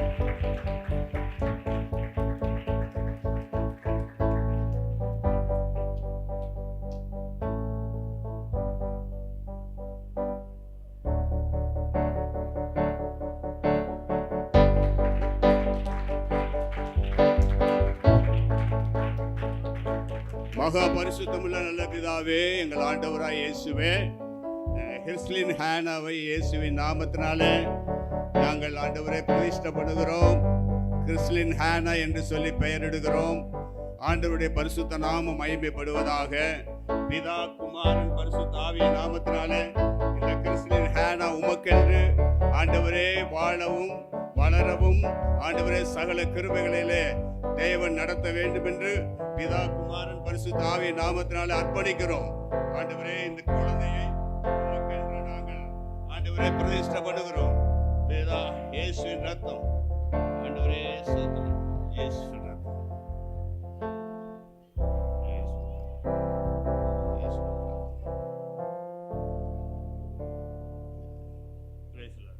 எல்லாரும் கரங்களை உயர்த்தி. அன்புள்ள நல்ல பிதாவே, ஆண்டவராய் இயேசுவே, உம்முடைய நாமத்துக்கு நாங்கள் மகிமை செலுத்துகிறோம். இந்த குழந்தையை பிதா குமாரன் பரிசுத்த ஆவியின் நாமத்தினாலே நாங்கள் உமக்கென்று நாங்கள் அர்ப்பணிக்கிறோம். இந்த நாள் முதல் கொண்டு கிறிஸ்லின் ஹேனா என்று சொல்லி பெயர் வழங்க கர்த்தர் உதவி செய்வீராக. உம்முடைய நாமத்துக்கே மகிமை உண்டாகதாக. ஆண்டவரே, நீயோ பாலகனே, நீ தீர்க்கதரிசியே என்று சொல்லப்பட்ட வசனத்தின்படி நீயோ குமாரத்தியே, நீ தீர்க்கதரிசியாய் இருப்பாய் என்று சொல்லி ஆண்டவராய் இயேசுவின் நாமத்தினால் இந்த குழந்தையை நாங்கள் வாழ்த்துகிறோம், ஆசீர்வதிக்கிறோம். கர்த்தருடைய கரத்தில் ஒப்பு கொடுக்கிறோம். நீங்க பொறுப்பெடுத்துக் கொள்ளுங்க. இயேசுவின் நாமத்தில் ஜெபிக்கிறோம் நல்ல பிதாவே, ஆமென். இந்த குழந்தையை ஆண்டவர் பெற்றெடுத்தபடி இருக்க, நான்சி பெற்றெடுத்தபடினால குழந்தையை வளர்க்கிற பொறுப்பை அவருடைய தகப்பன் கையில் ஒப்பு கொடுக்கிறேன்.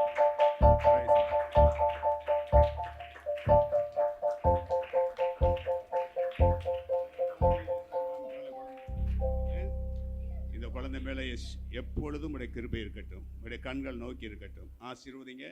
இந்த குழந்தையை பெற்றெடுத்த தாயின் தகப்பனை ஆசீர்வதிங்க. கர்த்தருக்கு நேராக இந்த குழந்தையை வளர்ப்ப கிருபை தார். இந்த சகோதரனை ஆசீர்வதிப்பீராக. ஆண்டவர் கரத்தில் ஒப்பு கொடுக்குறேன். இந்த பிள்ளைகளை ஆசீர்வதிங்க.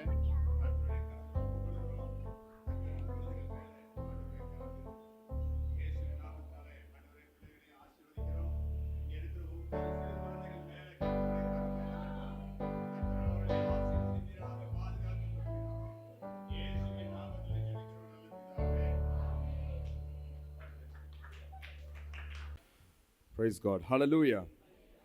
Hallelujah. கர்த்தருடைய பரிசுத்த நாமம் மகிமைப்படுவதாக. இந்த நாளிலும் தேவனுடைய ஆலயத்துக்கு வந்திருக்கிற உங்கள் யாவரையும் இயேசு கிறிஸ்துவின் நாமத்தினாலே உங்களை ஆசீர்வதிக்கிறோம். கர்த்தர் நிச்சயமாய் உங்களை ஆசீர்வதித்து பெருக பண்ணுவாராக. உங்களை தேவன் உயர பண்ணுவார், உங்களை ஆசீர்வதிப்பார், பாதுகாத்துக் கொள்வார். விசேஷமாய் இன்றைக்கு டெடிகேட் செய்யப்பட்ட கிறிஸ்லின் ஹானாவுக்காக இயேசுவை நான் அதிகமாக கர்த்தரை ஸ்தோத்திரிக்கிறேன். கர்த்தருடைய ஊழியத்திற்கு, கர்த்தருடைய சபையிலே பிள்ளைகள் தூண்களாய் இருக்க வேண்டும். ஹல்லேலூயா, ஹல்லேலூயா. நம்மளுடைய சர்ச்சில் இருக்கிற ஒவ்வொரு பிள்ளைகளுமே சபையில் தூண்களாய் எழும்ப வேண்டும். தொடர்ந்து சபையினுடைய பிள்ளைகளுக்காக ஜெபியுங்கள், பாதுகாப்புக்காய் ஜெபியுங்கள். கர்த்தர் உங்கள் யாவரையும் ஆசீர்வதிப்பாராக. ஹல்லேலூயா. நாம் நேரடியாக தேவனுடைய வார்த்தைக்கு நேராய் நாம் கடந்து செல்லலாம். யோவான் எழுதின சுவிசேஷம் 4வது அதிகாரம் 1ஆம் வசனத்திலிருந்து 14ஆம் வசனம் வரைக்கும் நான் வாசிக்கின்றேன். என்னோடு கூட சேர்ந்து நீங்களும் வாசியுங்கள். யோவானை பார்க்கிலும் இயேசு அநேகம் பேரை சீஷராக்கி ஞானஸ்தானம் கொடுக்கிறார் என்று பரிசேயர் கேள்விப்பட்டதாக கர்த்தர் அறிந்தபோது யூதாவை விட்டு மறுபடியும் கலிலேயாவுக்கு போனார். இயேசு தாமே ஞானஸ்நானம் கொடுக்கவில்லை, அவருடைய சீஷர்கள் கொடுத்தார்கள். அவர் சமாரியா நாட்டின் வழியாய் போக வேண்டியதாய் இருந்தபடியால் யாக்கோபு தன் குமாரனாகிய யோசேப்புக்கு கொடுத்த நிலத்துக்கு அருகே இருந்த சமாரியாவில் உள்ள சீகார் எனப்பட்ட ஊருக்கு வந்தார். அங்கே யாக்கோபுடைய கிணறு இருந்தது. இயேசு பிரயாணத்தினால் இளைப்படைந்தவராய் அந்த கிணற்றருகிலே உட்கார்ந்தார். அப்பொழுது ஏறக்குறைய 6ஆம் மணி வேளையாயிருந்தது. அவருடைய சீஷர்கள் போஜன பதார்த்தங்களை கொள்ளும்படி ஊருக்குள்ளே போயிருந்தார்கள். அப்பொழுது சமாரியா நாட்டானாகிய இயேசு அவளை நோக்கி தாகத்துக்கு தா என்றார். யூதர்கள் சமாரியருடனே சம்பந்தம் கலந்தவரானபடியால் சமாரியா யூதனாயிருக்க சமாரியா ஸ்திரீ ஆகிய என்னிடத்தில் தாகத்துக்கு தா என்று எப்படி கேட்கலாம் என்றார். இயேசு அவளுக்கு பிரதியுத்தரமாக, நீ தேவனுடைய ஈவையும் தாகத்துக்கு தா என்று உன்னிடத்தில் கேட்டவர் இன்னார் என்பதையும் அறிந்திருந்தாயானால் நீயே அவரிடத்தில் கேட்டிருப்பாய், அவர் உனக்கு ஜீவ தண்ணீரை கொடுத்திருப்பார் என்றார். அதற்கு அந்த ஸ்திரீ, ஆண்டவரே, மொண்டு கொள்ள உம்மிடத்தில் பாத்திரம் இல்லையே, கிணறும் ஆழமாய் இருக்கிறதே, பின்ன எங்கிருந்து உமக்கு ஜீவ தண்ணீர் உண்டாகும்? இந்த கிணற்றை எங்களுக்கு தந்த நம்முடைய பிதாவாகிய யாக்கோபை பார்க்கலும் நீர் பெரியவரோ? அவரும் அவர் பிள்ளைகளும் அவர் மிருக ஜீவன்களும் இதிலே குடித்ததுண்டே என்றாள். இயேசு அவளுக்கு பிரதியுத்தரமாக, இந்த தண்ணீரை குடிக்கிறவனுக்கு மறுபடியும் தாகம் உண்டாகும். நான் கொடுக்கும் தண்ணீரை குடிக்கிறவனுக்கோ ஒரு காலும் தாகம் உண்டாகாது. நான் அவனுக்கு கொடுக்கும் தண்ணீர் அவனுக்குள்ளே நித்திய ஜீவ காலமாய் ஊறுகின்ற நீரூற்றாயிருக்கும் என்றார். கண்களை மூடி நாம் ஜெபிக்கலாம். நீ பேசும், நாங்கள் கேட்கிறோம். இயேசு கிறிஸ்துவின் மூலம் ஜெபம் கேளுங்க நல்ல பிதாவே. ஹல்லேலூயா, ஹல்லேலூயா. கர்த்தருடைய பரிசுத்த நாமம் மகிமைப்படுவதாக. இந்த சம்பவம் இங்கே வந்திருக்கிற யாவருக்கும் அறிந்ததே. ஒரு நாள் இயேசு கிறிஸ்து சமாரியா வழியாய் செல்லும் போது அவருக்கு தாகம் ஏற்பட்டது. தாகம் ஏற்பட்ட போது அங்கே ஒரு கிணறு இருந்தது. அந்த கிணறு ஆதியிலே இருந்த யாக்கோபு, ஆபிரகாம், ஈசாக்கு, யாக்கோபு. அந்த யாக்கோபு தனக்காகவும் தன் பிள்ளைகளுக்காகவும் தன் மந்தைகளுக்காகவும் கட்டின ஒரு துறவு, ஒரு கிணறு அங்கே இருந்தது. ஹல்லேலூயா. அந்த யாக்கோபு கட்டின கிணற்றண்டை இயேசு போய் உட்கார்ந்தார். ஆண்டவர் ஒரு இடத்தில் உட்காருகிறார் என்றால் காரணம் இல்லாமல் இருக்காது. அவர் எப்பயுமே எதையுமே ரொம்ப பர்ஃபெக்டா ப்ரிசைஸ்டா செய்யக்கூடிய தேவன் அவர். சும்மா போனேன், சும்மா உக்காந்தேன் அப்படின்னு மனுஷன்தான் சொல்லுவான். ஆனால் தேவன் எதையுமே டைமுக்கு எதை செய்ய வேண்டும் என்று தீர்மானித்திருக்கிறாரோ அதை அவர் செய்வார். யதார்த்தமாக தெரிந்தது இயேசு பேதுருவினுடைய படகில ஏறினது. மீன் பிடிக்கிற வரைக்கும் தெரிந்தது. எல்லாரும் நினைச்சாங்க யதார்த்தமா ஏறினார் என்று. மீன் வந்ததுக்கு அப்புறம் தான் தெரியும் இவர் பர்பஸா உள்ள வந்திருக்கிறாருன்னு. ஹல்லேலூயா. ஒரு நாள் இயேசு படகுல ஏறாமல் மலையில போய் ஜெபம் பண்ணிட்டு இருந்தார். சீஷர்கள் அக்கறைக்கு போன்னு சொல்லிட்டார். சீஷர்கள் நினைத்தாங்க அவர் ஜெபிக்கிறதா இருக்கும் போல இருக்கு, அதனால நம்மள போக சொல்றாரு போல இருக்குன்னு நினைச்சிட்டு யதார்த்தமாய் போனார்கள். ஆனா கர்த்தரோ பர்பஸா மேல இருந்தார். ஏனென்றால் நான் தேவனிடத்திலிருந்து வந்தவர் என்பதை காண்பிப்பதற்காக அவர் கடலின் மேல் அன்றைக்கு நடந்தார். ஹல்லேலூயா. எதுவுமே இயேசு கிறிஸ்து செய்வது யதார்த்தம் இல்லை. இன்றைக்கும் ஒன்று சொல்லுகிறேன், நீங்கள் இயேசுவை சந்திக்க வந்திருக்கிறீர்கள். வழக்கம் போல ஒரு ஞாயிற்றுக்கிழமை தானே என்று ஒருவேளை நீங்கள் நினைத்திருக்கலாம். ஆனா God has planned a great purpose for you. உங்களுக்காக ஒரு பெரிய திட்டத்தை கர்த்தர் திட்டம் பண்ணி இங்கே வந்திருக்கிறார். இன்றைக்கு உங்களுக்கு அந்த இரட்சிப்பினால் அதை நீங்கள் பற்றி கொள்ளுங்கள். கர்த்தர் உங்களை ஆசீர்வதிப்பாராக. ஹல்லேலூயா. அதுபோல இயேசு கிறிஸ்து இந்த கிணற்றண்டை வந்து உட்கார்ந்தார். சீஷர்களை பார்த்து சொன்னாரு, ரொம்ப பசிக்குது, இப்போ என்ன வாங்கிட்டு வாங்க, சாப்பாடு வாங்கிட்டு வாங்கன்னு அனுப்பிச்சிட்டார். சாப்பாடு வாங்குறதுக்கு எத்தனை பேர் போயிருக்கலாம்? ஒரு 12 பேர் 13 பேர், மிஞ்சி மிஞ்சி போனா ஒரு 20 பேர். எத்தனை பேர் சாப்பாடு வாங்க போயிருக்கலாம்? 2 பேர் போயிருக்கலாம். போயிருக்கலாமா? மிஞ்சி மிஞ்சி போனா 3 பேர் போயிருக்கலாம். எத்தனை பேர் போனாங்க? இயேசுவை விட்டுட்டு அத்தனை பேரும் போயிட்டாங்க.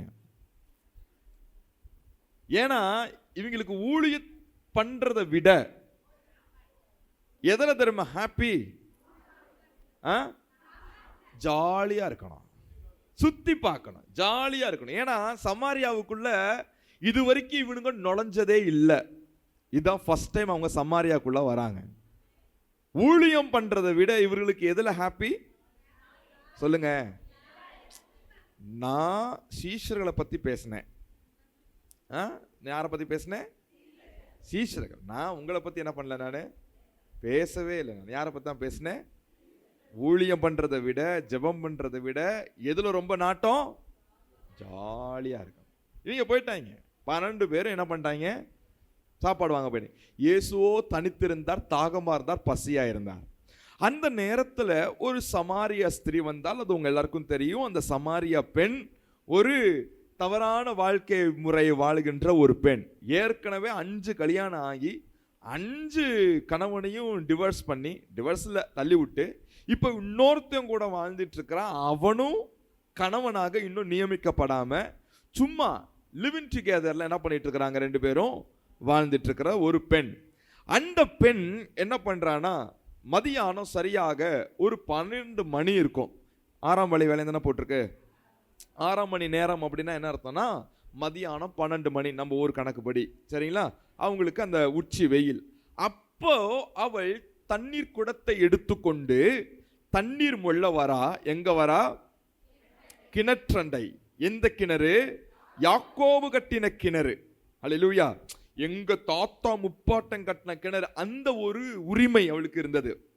அந்த கிணற்றண்டையிலே தண்ணீர் மொள்ளும்படி அவள் வந்தார். வந்தா அங்க ஒருத்தர் உட்கார்ந்து இருக்கிறாரு, தாகத்தோடு ஒருத்தர் உட்கார்ந்து இருக்கிறார். அவர் யாரு? இயேசு கிறிஸ்து உட்கார்ந்து இருக்கிறார். இவளுக்கு இயேசுவை பற்றி எதுவுமே தெரியாது. ஆனா பார்த்த உடனே ஒண்ணு தெரிஞ்சுக்கிட்டா. என்ன அப்படின்னு கேட்டா, இவர் யூதன். இவர் யாரு? அவருடைய ட்ரெஸ்ஸை பார்க்கும்போது, அவருடைய வழக்கங்களை பார்க்கும் பொழுது பார்த்த உடனே தெரியுது இவர் ஒரு, என்ன யூதர்கள் இங்க யாரும் வர மாட்டாங்களே, இவர் என்ன இன்னைக்கு புதுசா உட்கார்ந்துருக்கிறாருன்னு அப்படியே ஒரு பார்வை, ஒரு சர்க்காஸ்டிக்கா ஒரு பார்வை, அப்படியே ஒரு ஏக்கம் தூக்கமா ஒரு பார்வை பார்த்துக்கிட்டே தண்ணீர் மொள்றதுக்கு போறா. உடனே நம்ம ஆண்டவர் சும்மா இருப்பாரா? வந்ததே யாருக்காக தான்? சும்மாவா வந்தாரு? கிணற்றண்டில சும்மாவா உட்கார்ந்தாரு? இல்ல. இயேசு வந்து அங்க உட்கார்ந்ததுக்கு ரீசனே என்ன? இவளை பார்க்க தான். ஹல்லேலூயா. கரெக்டா இந்த டைமுக்கு வருவாருன்னு ஆண்டவருக்கு நல்ல தெரியும். அதனால கரெக்டா அங்க உட்கார்ந்தாரு. வந்தோடனே கேட்க ஆரம்பிச்சாரு, ஸ்திரீயே எனக்கு குடிக்க கொஞ்சம் தண்ணி கொடு அப்படின்னாரு.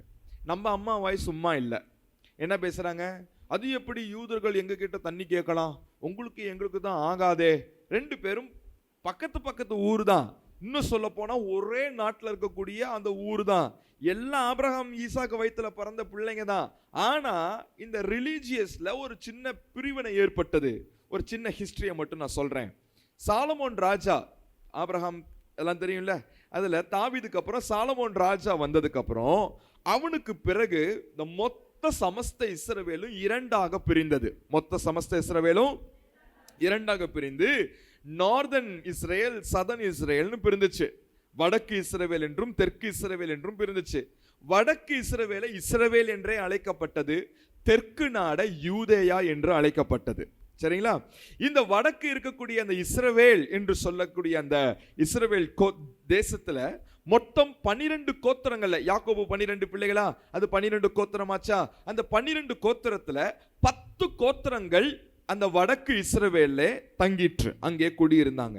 2 கோத்திரம், யூதா கோத்திரமும் பெஞ்சமின் கோத்திரமும் மட்டும் இந்த சவுத் சைடு வந்துட்டாங்க, அந்த தெற்கு பகுதியில் வந்து இருந்துட்டாங்க. தெற்கு பகுதிக்கு பேரு யூதயா, வடக்கு பகுதிக்கு பேரு இஸ்ரவேல்னு பேர் வச்சுக்கிட்டாங்க. ஹல்லேலூயா. மேல 10 கோத்திரம், கீழே 2 கோத்திரம். கீழே இருக்கக்கூடிய யூதாயாவினுடைய தலைநகரம் எது அப்படின்னு கேட்டீங்கன்னா எருசலேம். மேலே இருக்கக்கூடிய இஸ்ரவேலுக்கு தலைநகரம் எதுன்னு கேட்டீங்கன்னா இந்த சமாரியா. ஹல்லேலூயா. சமாரியா ஒரு பெரிய கேபிட்டல் சிட்டி. இதுல என்ன நடந்துச்சு அப்படின்னு கேட்டீங்கன்னா, இந்த இஸ்ரவேல் தேவனுக்கு விரோதமா பொல்லாப்ப செஞ்சதுனால, பைபிள் ஸ்டடியில கூட அப்பா செய்தி எடுத்தாங்க, ஞாபகம் இருக்குதா? அவனாலதான் பிரச்சனையே இஸ்ரவேலுக்குள்ள வந்துச்சு. 2 இடத்துல, ஒன்று தான், இன்னொன்னு பெத்தேல், இந்த பெரிய கோவிலை கட்டி இஸ்ரவேல் ஜனங்களை வழி தப்பி போக பண்ணி ஆண்டவருக்கு விரோதமாய் பெரிய பாவங்களை செய்ததனால கர்த்தர் அவர்களை அழித்தார், அடித்தார். ஹல்லேலூயா. விசேஷமாய் அசரியா எனப்பட்ட ஒரு பெரிய ராஜ்யத்தை எழுப்பி இந்த இஸ்ரவேல் கோத்திரத்தை அடிச்சு நிர்மூலமாக்கிட்டாங்க. நிர்மூலமாக்குறது மட்டும் இல்லாமல் இந்த இஸ்ரவேல் ஜனங்களை எல்லாம் என்ன பண்ணிட்டு போயிட்டாங்க, அடிமைத்தனத்துக்கு இழுத்துட்டு போயிட்டாங்க. அதுல பல மக்கள் என்ன பண்ணாங்கன்னா உலகமெங்கும் சிதறி போனாங்க. ஹல்லேலூயா. உலகமெங்கும் சிதறி போனதை நீங்க கேள்விப்படலாம். எத்தனை பேர் கொச்சின் போயிருக்கிறீங்க? அங்க ஒரு யூத தேவாலயம் இருக்கு, எத்தனை பேர் போயிருக்கிறீங்க? அந்த யூத தேவாலயத்துல போய் அங்க ஒரு ஹிஸ்டரி இருக்கும், படிச்சு பாருங்க. இப்ப நான் சொன்னது அங்க இருக்கும். ஹல்லேலூயா.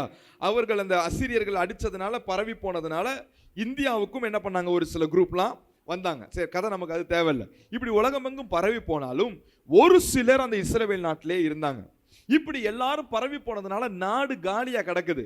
பக்கத்து ஊருக்காரன், பக்கத்து நாட்டுக்காரன் என்ன பண்றான், இஸ்ரவேல்ல வந்து திறந்து தானே கிடக்கு, ராஜா எல்லாம் ஒருத்தனில் நம்ம போய் வாழலான்னு சொல்லி எல்லாரும் உள்ள வந்து வாழ ஆரம்பிச்சு, உள்ள இருந்த சில இஸ்ரவேலர்களும் வெளியிலிருந்து வந்த சில வெளிநாட்டவர்களும் அப்படியே ஒன்றாய் கலந்து பெண் கொடுத்து பெண் எடுத்து வளர ஆரம்பித்தார்கள்.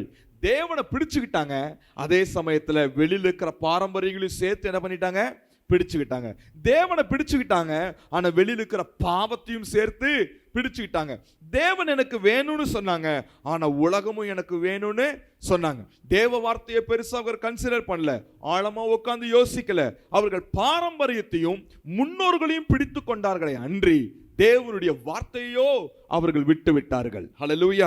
ஆனாலும் நாங்களும் ஆபிரகாமின் பிள்ளைகள் தான் சொல்லிட்டு இருந்தாங்க. இவர்களை தான் சமாரியர்கள் என்று அழைப்பார்கள். ஹல்லேலூயா. ஹல்லேலூயா. சரி, ஓகே. இந்த நார்தன் கிங்டம் என்று சொல்லுகிற, அதாவது வடக்கு இஸ்ரவேல் இருக்கக்கூடிய இந்த சமாரியாவை தலைநகரமாய் கொண்ட இவர்கள் யார் ஆதிக்கம் அதிகமாக செலுத்தும்? இப்ப யூதா எடுத்துக்கிட்டீங்கன்னா யூத கோத்திரம் ஆதிக்கம் செலுத்தும். ஆனா வடக்குல இருக்கக்கூடிய இஸ்ரவேல்ல எந்த கோத்திரம் ஆதிக்கம் செலுத்துனுச்சுன்னு கேட்டீங்கன்னா எப்ராயிம் தான் ஆதிக்கத்தை செலுத்தும். சோ இந்த வடக்கு இஸ்ரவேலுக்கு எப்ராயிம் என்றும் அழைப்பார்கள். அவர்களை என்னன்னு அழைப்பாங்க? எப்ராயிமே அப்படின்னு கூப்பிட்டா வடக்கு இஸ்ரவேலே என்று அர்த்தம். யூதாவே அப்படின்னு கூப்பிட்டா தெற்கு இஸ்ரவேல் என்று அர்த்தம். வேதத்தை படிக்கும் போது இப்படிதான் நம்ம படிக்கணும். சரிங்களா? எப்ராயிம்னா வெறும் எப்ராயிம் கோத்திரத்தை மட்டும் இல்ல, அந்த வடக்கு இஸ்ரவேல் முழுவதையும். அதனாலதான் ஓசியா தீர்க்கதரிசன புத்தகத்துல இப்படியே எழுதப்பட்டிருக்கிறது, எப்ராயிமே உன்னை எப்படி கைவிடுவேன், உன்னை எப்படி மறப்பேன், நான் மனுஷன் அல்ல, நான் சொல்லுங்க, நான் தேவன் என்று கர்த்தர் சொல்லுகிறார். ஹல்லேலூயா. சோ இந்த இஸ்ரவேலை எப்ராயிம் என்று அழைப்பார்கள். எப்ராயிமர்கள் தான் ஆளுகை செய்தார்கள். பயங்கரமான ஒரு இன்ஃப்ளூயன்ஸ் அவர்களுக்கு அதிகமாக இருந்துச்சு. இப்படிப்பட்ட ஒரு காரியம். ஹல்லேலூயா. யூதேயா கர்த்தரை அதிகமாய் பற்றி கொண்டார்கள். எருசலேம் அவர்களுக்கு தேவாலயமாய் இருந்தது, தலைநகரமாய் இருந்தது. தேவனுடைய வார்த்தைகளை அதிகமாய் பிடித்து கொண்டார்கள். ஆன போதிலும் பாவம் செய்தார்கள். பட் இஸ்ரவேலை கம்பேர் பண்ணும்போது அந்த அளவுக்கு பாவம் இவங்களுக்கு இல்லை. ஹல்லேலூயா. அதனால இந்த ரெண்டு பேருக்கும் எப்பயுமே ஆகாது. இந்த ரெண்டு பேருக்கும் எப்பயுமே, இஸ்ரவேல்ல இருக்கிறவங்க யூதேயாவுக்கு வருவாங்க, யூதேயால இருக்கிறவங்க இஸ்ரவேலுக்கு போவாங்க. ஆனா எங்க மட்டும் போக மாட்டாங்கன்னா, இந்த சமாரியாவுக்குள்ள மட்டும் என்ன செய்ய மாட்டாங்க, சமாரியா வழியாக தான் ஒரு இடத்துக்கு போகணும் அப்படின்னா அந்த வழியை சூஸ் பண்ணவே மாட்டாங்க, சுத்தி தான் போவாங்க. ஆனா இயேசு சமாரியாவுக்கு பர்பஸா அதுக்குள்ள நுழைந்தார். ஹல்லேலூயா. ஸோ அந்த சின்ன ஹிஸ்டரி நீங்கள் தெரிஞ்சுக்கோங்க. பைபிளை படிக்கும் போது உங்களுக்கு ரொம்ப ஈஸியாக இருக்கும். பழைய ஏற்பாட்டும் சரி புதிய ஏற்பாடும் சரி, இந்த சின்ன ஹிஸ்டரியை தெரிஞ்சுக்கிட்டீங்கன்னா ஒரு ஈஸியாக இருக்குன்றதுக்காக அதை நான் சொன்னேன். சரி, ஓகே, விஷயத்துக்கு வருவோம். இப்போ அந்த சமாரியா பெண் இடத்துல பேசுகிறார். தாகத்துக்கு தானு கேட்கும் போது, நீங்கள் தான் எங்கள்கிட்டலாம் கேட்க மாட்டீங்களே, என்ன புதுசாக இருக்கு நீங்கள் எங்கள்கிட்ட கேட்குறீங்க. இயேசு சொல்றாரு, உனக்கு தேவனுடைய கிருபையும் உன்னிடத்துல பேசுகிறவர் இன்னார் என்று தெரிந்திருந்தால் நீ தான் என்கிட்ட கேட்டிருந்திருப்ப, நான் உனக்கு கொடுத்திருப்பேன்னு சொல்றேன். உடனே அவ பார்க்கறா சுத்தி முத்திலும். உங்ககிட்ட கிணறுல இருந்து தண்ணீர் எடுப்பதற்கு, மொண்டு எடுப்பதற்கு வாளியும் இல்லை, பக்கெட்டும் இல்லை, கப்பும் இல்லை, ஒன்றும் இல்லை. கிணறும் ரொம்ப ஆழமா இருக்குது. நீர் எப்படி மொண்டு எடுத்து கொடுப்பீர்? என்கிட்ட எல்லாமே இருக்கு, என்கிட்ட எல்லா டூல்ஸ் இருக்கும், நீர் கொடுப்பேன்னு சொல்றீரே, ஆனா உங்ககிட்ட ஒரு ஆயுதங்களும் இல்லையே, அதை எடுப்பதற்கான மெட்டீரியல்ஸ் எதுவும் இல்லையே, எப்படி கொடுப்பீங்கன்னு கேட்கிறான். ஹல்லேலூயா. அப்ப இயேசு இன்னொரு முறை தொடர்ந்து அதை பேசும்போது சொல்றாரு, நீ சொல்ற தண்ணீரை பற்றி பேசும்போது அந்த தண்ணீரை குடித்தால் மறுபடியும் தாகம் எடுக்கும். ஆனால் நான் கொடுக்கிற தண்ணீரோ அது ஜீவ தண்ணீர். அது என்ன தண்ணீர்? வார்த்தையே சொல்லுது, ஜீவ தண்ணீர் என்றால் என் தண்ணீரை குடிக்கிறவனுக்கு மரணம் இல்லை, அவனுக்கு ஜீவன் இருக்கிறது. இன்னொரு வார்த்தையில சொல்லணும்னா, நான் கொடுக்கும் தண்ணீர் மரித்தாலும் பிழைப்பாய். நான் கொடுக்கிற தண்ணீர் உன்னை வாழ வைக்கும். நான் கொடுக்கிற தண்ணீர் உனக்கு ஒரு காலம் தாகம் அடையாது, அது பொங்குகின்ற நீரூற்றாய் இருக்கும். இயேசு சொன்னார். இவளுக்கு ஒண்ணுமே புரியல. இவளுக்கு புரியாமையே இருக்கிறதுனால, அப்படின்னா நான் மறுபடியும் வந்து இங்க தண்ணீரை எடுக்காம போகிறதுக்கு எனக்கு நீங்களே என்ன பண்ணிருங்க, அந்த தண்ணீரை கொடுங்கன்னு கேட்கிறா. ஹல்லேலூயா. இதுதான் நம்ம இது வரைக்கும் நம்ம வாசிச்சோம். இதுல ஒரு சின்ன ஒரு ஆழமான காரியத்துக்குள்ள போயிட்டு நம்ம முடித்து நம்ம எல்லாரும் இன்னைக்கு இந்த ஜீவ தண்ணீரை பெற்றுக்கொள்ள போகிறோம். எத்தனை பேருக்கு அந்த ஜீவ தண்ணீர் வேணும்? எத்தனை பேருக்கு அந்த ஜீவ தண்ணீரை பருக வேண்டும் என்ற ஆசை இருக்கு? இந்த கேள்வியை கேட்கும் போது ஆண்டவர்கிட்ட ஒரு ஆமென் சொல்லுங்க. ஏன்னா அவர் யாரெல்லாம் விரும்புகிறார்களோ அவர்களுக்கு கொடுப்பார். தாகம் உள்ளவன் மேல் தான் கர்த்தர் எதை ஊற்றுவாராம்? உங்க மேலேயும் இன்னைக்கு ஜீவ தண்ணீரை ஊற்றுவார். ஹல்லேலூயா. நிச்சயமாய் ஊற்றுவார். நல்ல கவனிங்க, நல்ல கவனிங்க. இயேசு சொன்ன ஜீவ தண்ணீர் எதுங்க?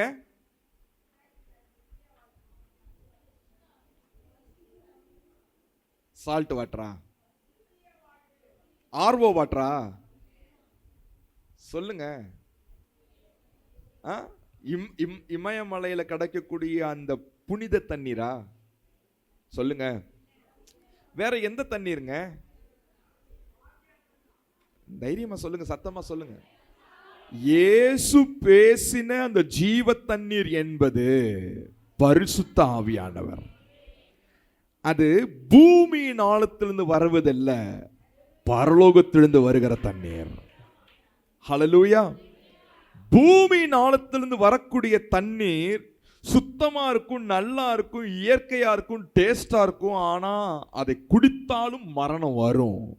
ஆனால் பரலோகத்திலிருந்து வந்த அந்த ஜீவ தண்ணீராகிய பரிசுத்த ஆவியானவர் உங்களுக்குள்ளே வரும் பொழுது நீங்கள் மரித்தாலும் பிழைப்பீர்கள். இந்த ஜீவ தண்ணீர் உங்களை வாழ வைக்கும்.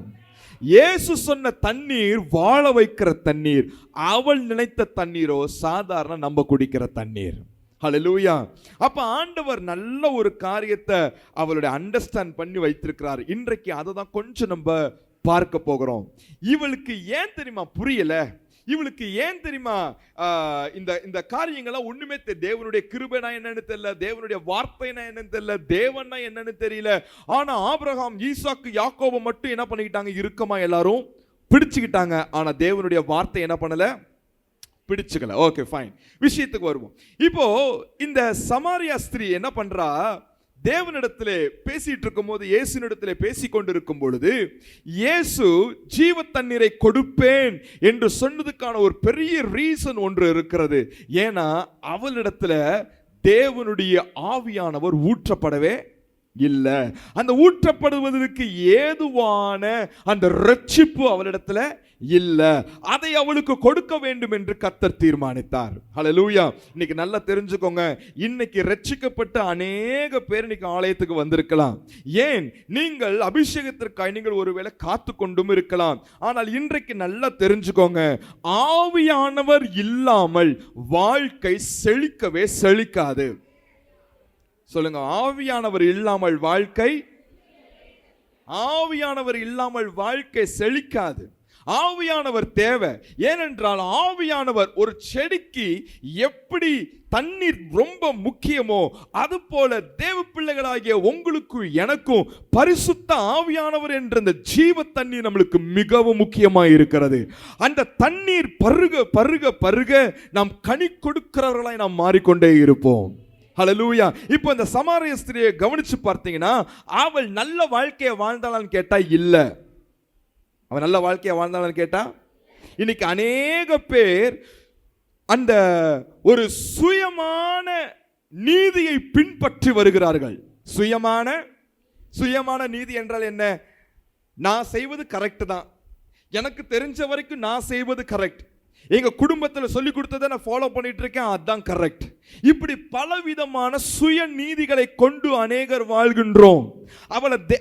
அவள் சொல்லுகிறா, எங்க தகப்பன், எங்க மூப்பர், எங்க யாக்கோபு, எங்க ஆபிரகாம்னு சொன்ன அவளோ சரியில்லாத வாழ்க்கையை வாழ்றதுக்கு காரணம் என்ன தெரியுமா? நான் பண்றது கரெக்ட் தான்ற ஒரு மென்டாலிட்டி. ஆனா ஆண்டவர் சொல்றாரு, தேவ ராஜ்யத்திற்குள்ளே சுயநீதி வேலை செய்யாது. தேவ ராஜ்யத்திற்குள்ள உங்க சுயநீதி வேலை செய்யாது. தேவ ராஜ்யத்திற்குள்ள தேவ நீதி மட்டும்தான் வேலை செய்யும். ஹல்லேலூயா. சுயநீதி இருக்கும் பொழுது பரிசுத்த ஆவியானவர் உள்ள வரவே முடியாது. சுயநீதியை இன்னைக்கு உடைச்சு போடுவோம். நான் நினைக்கிறது சரின்றத எடுத்து போடுவோம். தேவ நீதி என்னன்னு இந்த வேதத்துல கொஞ்சம் படிச்சு பார்த்து பெற்றுக்கொள்வோம். அப்பொழுது பரிசுத்த ஆவியானவர் உங்க வாழ்க்கையில வருவார். ஹல்லேலூயா. இப்ப நல்ல விஷயத்தை கவனிங்க. அவ ஏன் அந்த யாரும் இல்லாத நேரத்துக்குள்ள வந்தா தெரியுமா? ஏன்னா என்னை யாரும் பார்த்துடக்கூடாது, என்னை யாரும் பேசக்கூடாது அப்படின்றதுக்காக வந்தா. வாழ்க்கை அவளுக்கு வெறுத்து போயிடுச்சு. ஆறாவது ஒரு மனுஷனோட அவள் வாழ்ந்து கொண்டிருந்தாலும், திருமண வாழ்க்கையை வாழ்ந்தாலும், வாழ்க்கை அவளுக்கு என்ன ஆயிடுச்சு? கசப்பா இருக்கு, வெறுத்து போயிடுச்சு. ஹல்லேலூயா. இன்றைக்கும் ஆவியானவர் உங்களை பார்த்து சொல்றார், இங்கே வந்திருக்கிற அநேகருடைய வாழ்க்கை வெறுத்து ஏண்டா வாழ்றோன்ற நிலைமையோடு ஒருவேளை வந்திருக்கலாம். ஆனால் கர்த்தர் சொல்றார், அவர் கொடுக்கிற ஜீவ தண்ணீரை பெற்றுக்கொள்ளுங்க, வாழ்க்கை ஆசீர்வாதமாய் மாறும். வறண்ட நிலம் வயல்வெளியாய் மாறும். உங்களுடைய இருதயத்தை கர்த்தர் அழகாய் மாற்றுவார். நிச்சயமாய் அது வயல்வெளி எப்படி அழகாய் அது பெருகுமோ, எப்படி அது தானியங்களை கொடுக்குமோ, அது போல உங்க வாழ்க்கை மிகவும் ஆசீர்வாதமாய் மாறும். நீங்க வெறுமையா ஃபீல் பண்றதுக்கான காரணம் என்ன தெரியுமா? ஆவியானவர் என்ற ஜீவ தண்ணீர் உங்க வாழ்க்கையில இன்னும் அதிகமாய் ஊற்றப்படவில்லை. ஹல்லேலூயா சொல்லுவோமா? ஹல்லேலூயா. சரி, ஆவியானவர் அதிகமாய் ஊற்றினா நம்ம வாழ்க்கை அந்த அந்த வயல்வெளி எப்படி வந்து தானியங்களை கொடுக்குமோ அப்படியாய் மாறும்னு நம்ம எல்லாத்தையும் நம்ம பார்த்துட்டு இருக்கிறோம். அதை விட இன்னும் ஒரு படி மேல நீங்க கவனிச்சு பார்த்தீங்கன்னா, அவளுடைய வாழ்க்கையில பாவம் ஒட்டிட்டு இருக்கு. அவ வாழ்க்கையில என்ன ஒட்டிட்டு இருக்கு? பாவம் ஒட்டிட்டு இருக்கு. பாவம் ஒட்டிட்டு இருக்குதுன்றதை விட பாவத்தோடு அவள் இணைஞ்சிருக்கிறார். இப்போ ஒரு காரியம் என்னன்னா, இந்த பாவத்தை விட்டு வெளியே வர வேண்டும் என்று நினைத்தாலும் இப்ப அவளால முடியல. ஏனால் பாவம் அவளை விழுங்கி இருக்கிறது. இன்றைக்கு இருக்கிற அநேகர் ஒருவேளை நீங்க இருக்கலாம், நான் இந்த பாவத்தை விட்டு நான் வெளியே வரணும்னு நான் நினைக்கிறேன், ஆனா என்னால முடியல. இந்த சிகரெட்டை விடணும்னு நினைக்கிறேன், ஆனா என்னால முடியல. இந்த மாதிரியான பழக்க வழக்கங்களை விட்டு நான் வெளியே வரணும்னு நினைக்கிறேன், ஆனாலும் என்னால முடியல. இன்றைக்கு கர்த்தர் சொல்லுகிறார், இன்னைக்கு ஜீவ தண்ணீரை நான் கொடுப்பேன், அதை நீ வாங்கி பருகு. அந்த பரிசுத்த ஆவியானவர் வரும் பொழுது நீ பாவத்தை நீ வெறுக்க ஆரம்பிப்ப, பாவத்தின் பிடி உன்னை விட்டு போக ஆரம்பிக்கும். அல்லேலூயா. வாலிபர்களுக்கு சொல்றேன், நல்ல கவனிங்க. இன்னைக்கு கர்த்தர் வாலிபர்களை பார்த்து பேசுறார். வாழ்க்கையில எப்படியாவது உயர்ந்துடணும் நீங்க போராடுறீங்க, வாழ்க்கையில எப்படியாவது ஒரு நல்ல பொசிஷனுக்கு வரணும்னு போராடுறீங்க, வாழ்க்கையில எப்படியாவது நல்லா படிச்சு நம்ம கிட்ட இவ்வளவு குறைகள் இருக்கு, இவ்வளவு பிரச்சனைகள் இருக்கு, இதெல்லாம் இந்த வருஷத்துல சரி செய்து எப்படியாவது இதெல்லாம் பிராக்டிஸ் பண்ணி எப்படியாவது அந்த இடத்துக்கு நம்ம வந்து அட்டைன் பண்ணிடணும், எல்லாம் தெரியுது, என்ன பண்ணணும் தெரியுது. இப்ப அதை நீங்க பண்ணவும் ஆரம்பிச்சிட்டீங்க. எப்படியாவது பண்ணிடணும்னு என்ன பண்ணிட்டீங்க, ஆரம்பிச்சிட்டீங்க. முதல் நாள் பண்றீங்க, ரெண்டாவது நாள் பண்றீங்க, மூணாவது நாள் பண்றீங்க, நாலாவது நாள் படுத்துட்டீங்க, அஞ்சாவது நாள் பார்த்துக்கலான்னு விடுறீங்க, ஆறாவது நாள் போன வருஷம் எப்படி இருந்தோமோ அதே வருஷம் இப்படியும். அப்புறம் என்ன நினைக்கிறது, அவ்வளோதான், நம்ம அவ்வளோதான் போல இருக்கு, நமக்கு அவ்வளோதான் அறிவு போல இருக்கு, நம்மளால அவ்வளோதான் முடியும் போல இருக்கு, அப்படி நமக்குள்ளே ஒரு டிஸ்கரேஜ்மெண்ட் ஏவப்பட்டு அப்படியே நம்ம இன்னமும் டவுன் ஆகிட்டே போயிடுறோம். ஹல்லேலூயா. ஆவியானவர் உங்க வாழ்க்கையில செயல்படாம நீங்கள் மாறவே முடியாது. நீங்கள் புதிய மனுஷனா மாறணும்னா ஆவியானவர் வரணும். இன்னைக்கு ஆண்டவர் சொல்றாரு, உன் சுய முயற்சிய கிறிஸ்துவ கையில ஒப்பு கொடுங்க, அவர் ஆவியை ஊற்றுவார். நீங்க எதை செய்யணும்னு நினைக்கிறீங்களோ அதை விட பல மடங்கு அதிகமா செய்வீங்க. எதை ரீச் பண்ணணும்னு நினைக்கிறீங்களோ அதை விட அதிகமான இடத்தை நீங்க ரீச் பண்ணுவீங்க. உங்க சுய முயற்சியில போராடாதீங்க, ஆவியானவர் கையில ஒப்பு கொடுங்க, அவர் உங்களுக்கு வாசலை திறந்து கொடுத்து உங்களை ஆசீர்வதிப்பார். ஹல்லேலூயா சொல்லுவோமா? ஹல்லேலூயா. கர்த்தர் எல்லாருடைய வாழ்க்கையும் ஆசீர்வதிக்க தான் விரும்புகிறார். அதற்கு ஆண்டவர் சொல்ற ஒரே ஒரு சீக்ரெட் என்ன தெரியுமா? என்னுடைய ஜீவத்தை நீர் அதிகமா பெற்றுக்கொள்ளுங்க. ஹல்லேலூயா. இங்க இருக்கிற ஒரு சிலர் இருக்கிறீங்க, நல்ல ஜெபிக்கிற ஆள் இருக்கிறீங்க, நல்ல அந்நிய பாஷையில பேசி அபிஷேகத்துல நிரம்பி தேவ சமூகத்துல கதற ஆள் இருக்கிறீங்க. நீங்க என்ன கேட்குறீங்க அப்படின்னா, நான் இவ்வளவு ஜெபிக்கிறேனே, இவ்வளவு அபிஷேகத்துல நிரம்பி ஆவியானவரோட இணைஞ்சுதானே நான் ஜெபிக்கிறேன், ஆனா ஏன் என் வாழ்க்கையில சில போராட்டங்களை நான் மேற்கொள்ள முடியல, ஏன் என்னால ஒரு லெவலுக்கு மேல என்னால போகவே முடியல, ஏன் இந்த தடை உடைய மாட்டேங்குது, ஏன் இந்த பிரச்சனை என்னை விட்டு போக மாட்டேங்குது அப்படி நம்ம ஒருவேளை நம்ம இங்க இருக்கிற ஒரு சிலர் அந்த கேள்வியை உங்கள் தேவ சமூகத்துல உங்க இருதயத்தின் ஆழத்திலிருந்து கேட்டுக்கிட்டே இருக்கிறீங்க. ஆவியானவர் அதுக்கு ஒரு பதில் உங்களுக்கு சொல்றார். என்ன சொல்றாருன்னா, தாவீது ஒரு நாள் அபிஷேகம் செய்யப்பட்டான் சாமுவேல் தீர்க்கதரிசி மூலியமாய். அந்த அபிஷேகம் கொம்பு தைலத்தினாலே அந்த அபிஷேகம் அவனுக்கு கிடைத்தது. அந்த அபிஷேகம் எதற்குனா கோலியாத்தை ஜெயிக்க. அதுக்கப்புறம் அவன் வனாந்தரத்துல பல வருடங்கள் அலைந்து திரிய வேண்டியது இருந்தது. அந்த வனாந்தரத்துல அலைந்து திரிந்து அதில் ஜெயம் எடுப்பதற்கான அபிஷேகம் போதுமானதா இருந்தது. ஆனால் ஒரு காலத்திற்கு பின்பு அவன் யூதயா தேசத்திற்கு, முன்னாடி சொன்னேன்ல, யூதயா தேசத்திற்கு அவன் ராஜாவாக நியமிக்கப்படுகிறான். ராஜாவாக நியமிக்கப்படுகிற அந்த நேரத்தில் தாவீதுக்கு தேவன் இன்னொரு பெரிய அபிஷேகத்தை கொடுக்கிறார். பழைய அபிஷேகம் யூதயா தேசத்தை ராஜ்யபாரம் பண்ணுவதற்கு போதாது.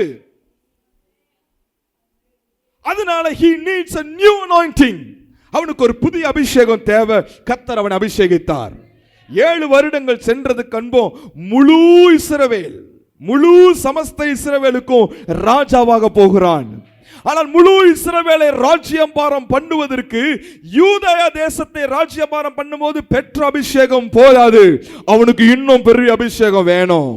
அந்த அபிஷேகம் இருந்தாதான் அந்த முழு சமஸ்த இஸ்ரவேலை என்ன செய்ய முடியும், ஆளுகை செய்ய முடியும். நீ போன வருஷம் பெற்றுக்கொண்ட அபிஷேகத்தை வைத்துக்கொண்டு இந்த வருஷம் இருக்க பிரச்சனை நீ சமாளிக்கணும்னு நினைச்சீங்கன்னா கூடாத காரியம். You need new anointing. தேவ சமூகத்தில் முதல் அபிஷேகத்தை பெற்றுக்கொள்வதற்கு நீங்கள் எப்படி காத்திருந்தீர்களோ அதே போல அடுத்த பிரச்சனைக்கும் தேவ சமூகத்தில் காத்திருங்கள். உங்களுக்கு தேவை பிரச்சனை சால்விங் மென்டாலிட்டி இல்ல, உங்களுக்கு தேவை அனாயிண்டிங். அபிஷேகம் வந்துருச்சுன்னா பிரச்சனை தானா சால்வ் ஆகும். நீங்க இருக்கிற அபிஷேகத்தை வச்சு போராடிட்டு இருக்கிறீங்க, கணுக்கால் அளவு அபிஷேகத்தை வச்சு போராடிட்டு இருக்கிறீங்க. சில பிரச்சனைகளை மேற்கொள்ளணும்னா நீந்தி மூழ்கிற அளவுக்கான அபிஷேகம் தேவை. இந்த வருஷத்துல இன்னைக்கு அதை பெற்றுக்கொள்ளுங்க. ஆண்டவரே, இந்த பிரச்சனையை நான் மேற்கொள்வதற்கு எனக்கு புது கிருபை தாரும் ஐயா, ஒரு புது அபிஷேகத்தை தாருங்க ஐயா. ஆண்டவரே, நான் 20 வருஷத்துக்கு முன்னாடி, 10 வருஷத்துக்கு முன்னாடி, 5 வருஷத்துக்கு முன்னாடி நான் அபிஷேகத்தை பெற்றுக்கொண்டேனே, அந்த அபிஷேகத்தை பெற்றுக்கொண்டதுக்கு அப்புறமும் ஏன் இந்த பிரச்சனை? அது ஆரம்பம், அவ்வளவுதான். ஆனா இன்னும் ஆழமா போகணுமே. ஹல்லேலூயா. இன்னும் ஆழமா போகணுமே. இன்னைக்கு ஆவியானவர் பேசுறாருங்க, உங்களுக்கு அபிஷேகம் தேவை, உங்களுக்கு அபிஷேகம் தேவை. உங்க வாழ்க்கை வெறுமையா இருக்கிறதுக்கு பலத காரணம் காட்டிக்கிட்டே இருக்கும். உங்களுக்கு ஒன்று சொல்லட்டுமா, இங்க இருக்கிற சில பேருக்கு உங்களையே உங்களை பிடிக்க மாட்டேங்குது. சே, ஏன்டா நான் இப்படி இருக்கிறேன், நான் நல்லா இருக்கணும்னு நினைக்கிறேன், ஆனால் நான் மாற மாட்டேங்கிறேன், மாறணும்னு தெரியுது, மாறணும்னு நினைக்கிறேன், மாற முடியல, முயற்சி பண்றேன், முடியல, எனக்கே என்னை பிடிக்கல நீங்க நினைக்கிறீங்க. அதுக்கு காரணம் ஆவி ரொம்ப ட்ரையா இருக்கு, வறண்டு போயிருக்கு, அந்த ஊற்று வறண்டு போயிருக்கு. இன்னைக்கு ஆவியானவர் சொல்றாரு, இன்னைக்கு நான் ஜீவ தண்ணீரை நான் கொடுப்பேன், இன்னைக்கு ஜீவ தண்ணீரை நான் கொடுப்பேன். அந்த வறண்ட பூமி இன்னைக்கு வயல்வெளியா மாறப்போகுது. எத்தனை பேர் உங்க இருதயத்தை ஆண்டவருக்கு இன்னைக்கு கொடுக்க போறீங்க? ஹல்லேலூயா. ஒரே ஒரு விஷயத்த சொல்லிட்டு இப்போ நம்ம ஜெபிக்க போறோம். நான் பெரிய செய்தியெல்லாம் எடுக்க போறது இல்லை, ஆனால் நம்ம ஜெபிக்க போறோம், உண்மையா ஜெபிக்க போறோம். இதை மட்டும் கொஞ்சம் கேட்டுட்டு நம்ம போவோம். இயேசு கிறிஸ்து, நான் முன்னாடியே சொன்னேன், இயேசு கிறிஸ்து இந்த கிணற்றண்டை வந்து அமர்ந்ததற்கு ஒரு பர்பஸ் இருக்கு. ஆமா தானே? கிணற்றண்டை வந்து அமர்ந்ததுக்கு ஒரு பர்பஸ் இருக்குன்னு நான் சொன்னேன். அது என்ன பர்பஸ்? ஒன்னு மைண்ட்ல வச்சுக்கோங்க. ரெண்டாவது, இந்த பெண்ணிடத்துல பேசும்போது, நல்ல கவனிங்க, இந்த பெண்ணிடத்துல பேசும்போது அவள் ஒரு பாவியான ஸ்திரீன்னு கர்த்தருக்கு நல்ல, ஒரு பாவியான ஸ்திரீயை பற்றி கர்த்தர் பார்த்தா உடனே எதை பத்தி ஆக்சுவலி பேசியிருக்கணும்? முதல்ல பாவத்தை விட்டு வெளியே வாழ்றதை பத்தி பேசியிருக்கணும், பாவ உணர்வை குறித்து பேசியிருக்கணும், அந்த ரட்சிப்பை குறித்து பேசியிருக்கணும். ஆமாவா இல்லையா? ஆனா டைரக்டா அவர் எதை பத்தி பேசுறார்? அவரு ஆவியானவரை பற்றி பேசுகிறார். ரட்சிப்புக்கு பின்னாடி தான் ஆவின் அபிஷேகம், இல்லையா? அந்த ரட்சிப்பு இல்லாமல் ஆவின் அபிஷேகத்தை என்ன பண்ண முடியாது? பெற்றுக்கொள்ளவே முடியாது. ஏன்னா இதுதான் வேத நூலுக்கு கற்றுக் கொடுக்கிற ஒரு காரியம். ஆனால் இயேசு டைரக்டாக எங்க வந்து நிற்கிறார்? அவரு ஜீவ தண்ணீர் ஆகிய பரிசுத்த ஆவியானவரை பற்றி பேச ஆரம்பிக்கிறார். அப்போ வாட் இஸ் த ரீசன்? அவர் கிணற்றண்டை வந்து அமர்ந்து அவர் ஜீவ தண்ணீரை பற்றி பேசி அவளுடைய பாவத்தை பிறகுதான் என்ன பண்ணி காமிக்கிறாரு? சுட்டி காமிக்கிறார். இவருடைய டைப்பே கொஞ்சம் வித்தியாசமா இருக்கிறத பார்த்தான். அவன் தானே? நான் கொஞ்சம் உட்காந்து யோசிச்சேன், ஆண்டவரே நீங்க உங்க டைப்பே வித்தியாசமா இருக்கே, என்ன ஆண்டவரேன்னு கேட்கும் போது ஆண்டவர் ஒரு ரகசியத்தை சொல்லி கொடுத்தார். ஹல்லேலூயா. இவன் என்ன சொல்றா? எங்க மூப்பராகிய எங்களுடைய ஆதி தகப்பனாகிய யாக்கோபு கட்டின கிணறு, இந்த கிணறு தான் எங்களுக்கு இருக்குன்னு சொன்னால. அப்ப யாக்கோபை பிடிச்சுக்கிட்டா, யாக்கோபுடைய கிணறு பிடிச்சுக்கிட்டா, எங்க அப்பா, எங்க மூப்பர், எங்க முற்பிதா அப்படின்னு அதுல உரிமை கொண்டாடுனா. ஆனா அதே யாக்கோபு இந்த சமாரியாவை பற்றி பேசின ஒரு தீர்க்க தரிசனம் இருக்குது, அதை விட்டுட்டா. யாக்கோபு கட்டின கிணற பிடிச்சுக்கிட்டா, யாக்கோபு மூலியமாய் பேசின தேவ வார்த்தையை அவ என்ன பண்ணல? சொல்லுங்க. இன்னைக்கு நிறைய பேர் அப்படிதான் பாரம்பரியத்தை பிடிச்சுக்கிறோம், பாரம்பரியத்தை பிடிச்சுக்கிறோம், முன்னோர்கள் விதித்த காரியத்தை பிடிச்சுக்கிறோம். இங்க இருக்கிற அநேகர் தேவனை விட்டு விட்டீர்கள், தேவனுடைய கட்டளைகளை விட்டு விட்டீர்கள். உங்கள் பாரம்பரிய கிரியைகளினாலே தேவனுடைய வாக்கியங்களை அவமாக்குகிறீர்கள். That is wrong. ஆண்டவர் என்ன சொல்லுகிறாரோ அதை செய்வதற்காக தான் நீங்களும் நானும் இருக்கிறோம். ஏனென்றால் இங்கே உட்கார்ந்து இருக்கிற ஒவ்வொருவரும் ஒரு நாள் அந்த தேவனுக்கு முன்பதாய் நிற்க போகிறோம். உங்கள் பாரம்பரியங்கள் உதவி செய்ய போவதில்லை. அந்த நாள் நீங்கள் செய்கிற அந்த கிரியைகள் அந்த நாள் உதவி செய்ய போவதில்லை. இன்றைக்கு இயேசுவினுடைய கிருபையை பெற்றுக்கொள்ளுங்க, அப்பதான் நீங்க நியாய தீர்ப்பில் விடுதலையாக முடியும். ஹல்லேலூயா. நல்ல கவனிங்க, நான் திரும்பி சொல்றேன். யாக்கோபுடைய கிணற பிடிச்சுக்கிட்ட அவ, யாக்கோபுடைய பாரம்பரியத்தை பிடிச்சுக்கிட்ட அவ யாக்கோபின் தேவனை விட்டு விட்டாள். தேவனை பிடிக்கல. சரி, யாக்கோபு அப்படி என்னதான் சொன்னாரு? இந்த சமாரியாவை பற்றி யாக்கோபு அப்படி என்னதான் பேசினாரு? ஆதியாகமத்தின் புத்தகம் 49 அதிகாரம் 22 வசனத்தை வாசிக்கலாம். ஆதியாகமம் 49:22. யோசேப்பு கனி தரும் செடி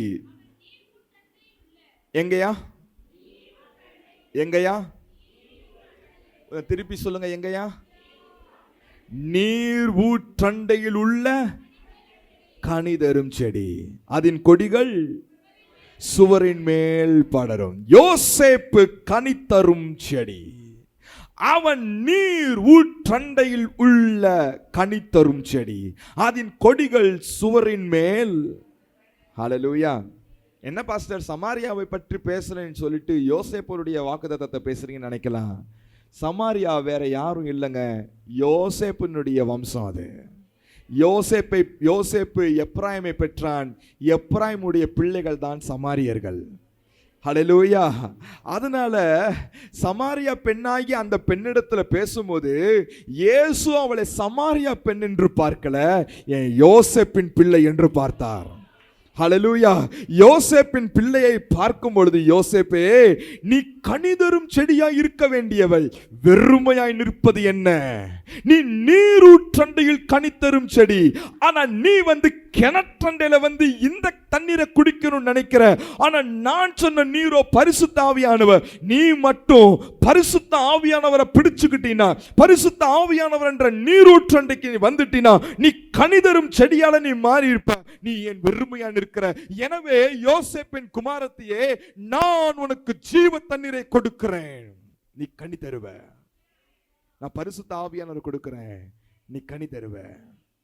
ஹல்லேலூயா, ஹல்லேலூயா. அன்றைக்கு அந்த சமாரியா ஸ்திரியை பார்க்கும் பொழுது அவளுக்கென்று எழுதப்பட்ட வேத வாக்கியத்தை கர்த்தர் நினைவு கூர்ந்து அந்த வாக்குத்தத்தத்தை அந்த நாளில் அவளோடு பேசினார். அப்ப ஆண்டவர் சொன்னாரு, நான் கிறிஸ்து என்று அவளிடத்துல சொன்னார். நான் தான் நீங்கள் எதிர்பார்த்து கொண்டிருக்கிற மேசியான்னு சொன்னார். சொன்ன உடனே நல்ல கவனிங்க, அவள் இந்த கிணறில் இருக்கக்கூடிய தண்ணீரை மொண்டு வந்த அந்த குடத்தை வைத்து விட்டாள். எனக்கு இந்த தண்ணீர் முக்கியம் இல்ல, என் கிறிஸ்து தருகிற ஜீவ தண்ணீர் முக்கியம் என்று அதை சொல்லுவதற்கு சமாரியா மட்டும் போனாள். ஏன் தெரியுமா அவ சமாரியாக்குள்ள போனா?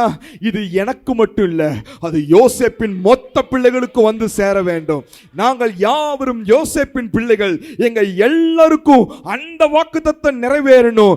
இப்போ நாங்கள் யாவரும், இப்ப சமாரியா போய் சொல்லிட்டாளா, சமாரியா மக்கள் எல்லாரும் வந்துட்டாங்களா? இப்ப எங்க நிற்கிறார்கள் தெரியுமா? நீரூற்றண்டை நிற்கிறார்கள். யாக்கோபு கட்டின கிணற்றண்டை அல்ல, என் தேவனாகிய கிறிஸ்து என்ற நீரூற்றண்டை வந்து நிற்கிறார்கள். நீரூற்றண்டையாகிய கிறிஸ்துவினிடத்தில் வரும் பொழுது அவர்கள் தேவனுடைய ஆவி அவர்களுக்குள்ளே வந்தது. இப்ப அவங்க சொல்றாங்க, இயேசுவை எங்களை விட்டு நீங்க போயிடாதீங்க, எங்க கூடவே இருங்க. ஹல்லேலூயா. எங்க கூடவே இருங்கனார்.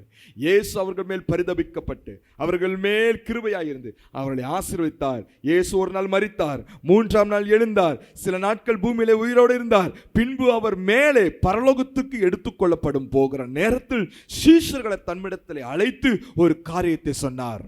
என்ன தெரியுமா சொன்னாரு?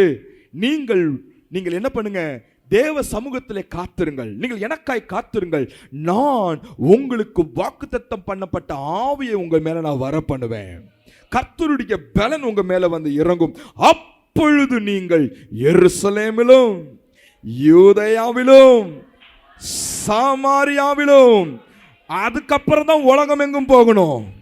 I have a plan for Samaria. நான் சமாரியாவை நான் ஒரு நாளும் நான் மறப்பதில்லை. எப்ராயிமே, நான் உன்னை எப்படி மறப்பேன், அவனை எப்படி கைவிடுவேன்? I have a plan for you.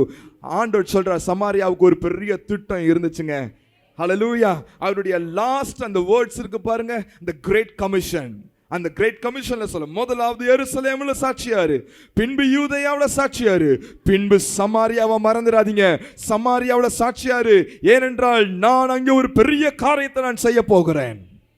ஹல்லேலூயா. அவர்கள் மேலும் தேவ ஆவியை ஊற்றினார்.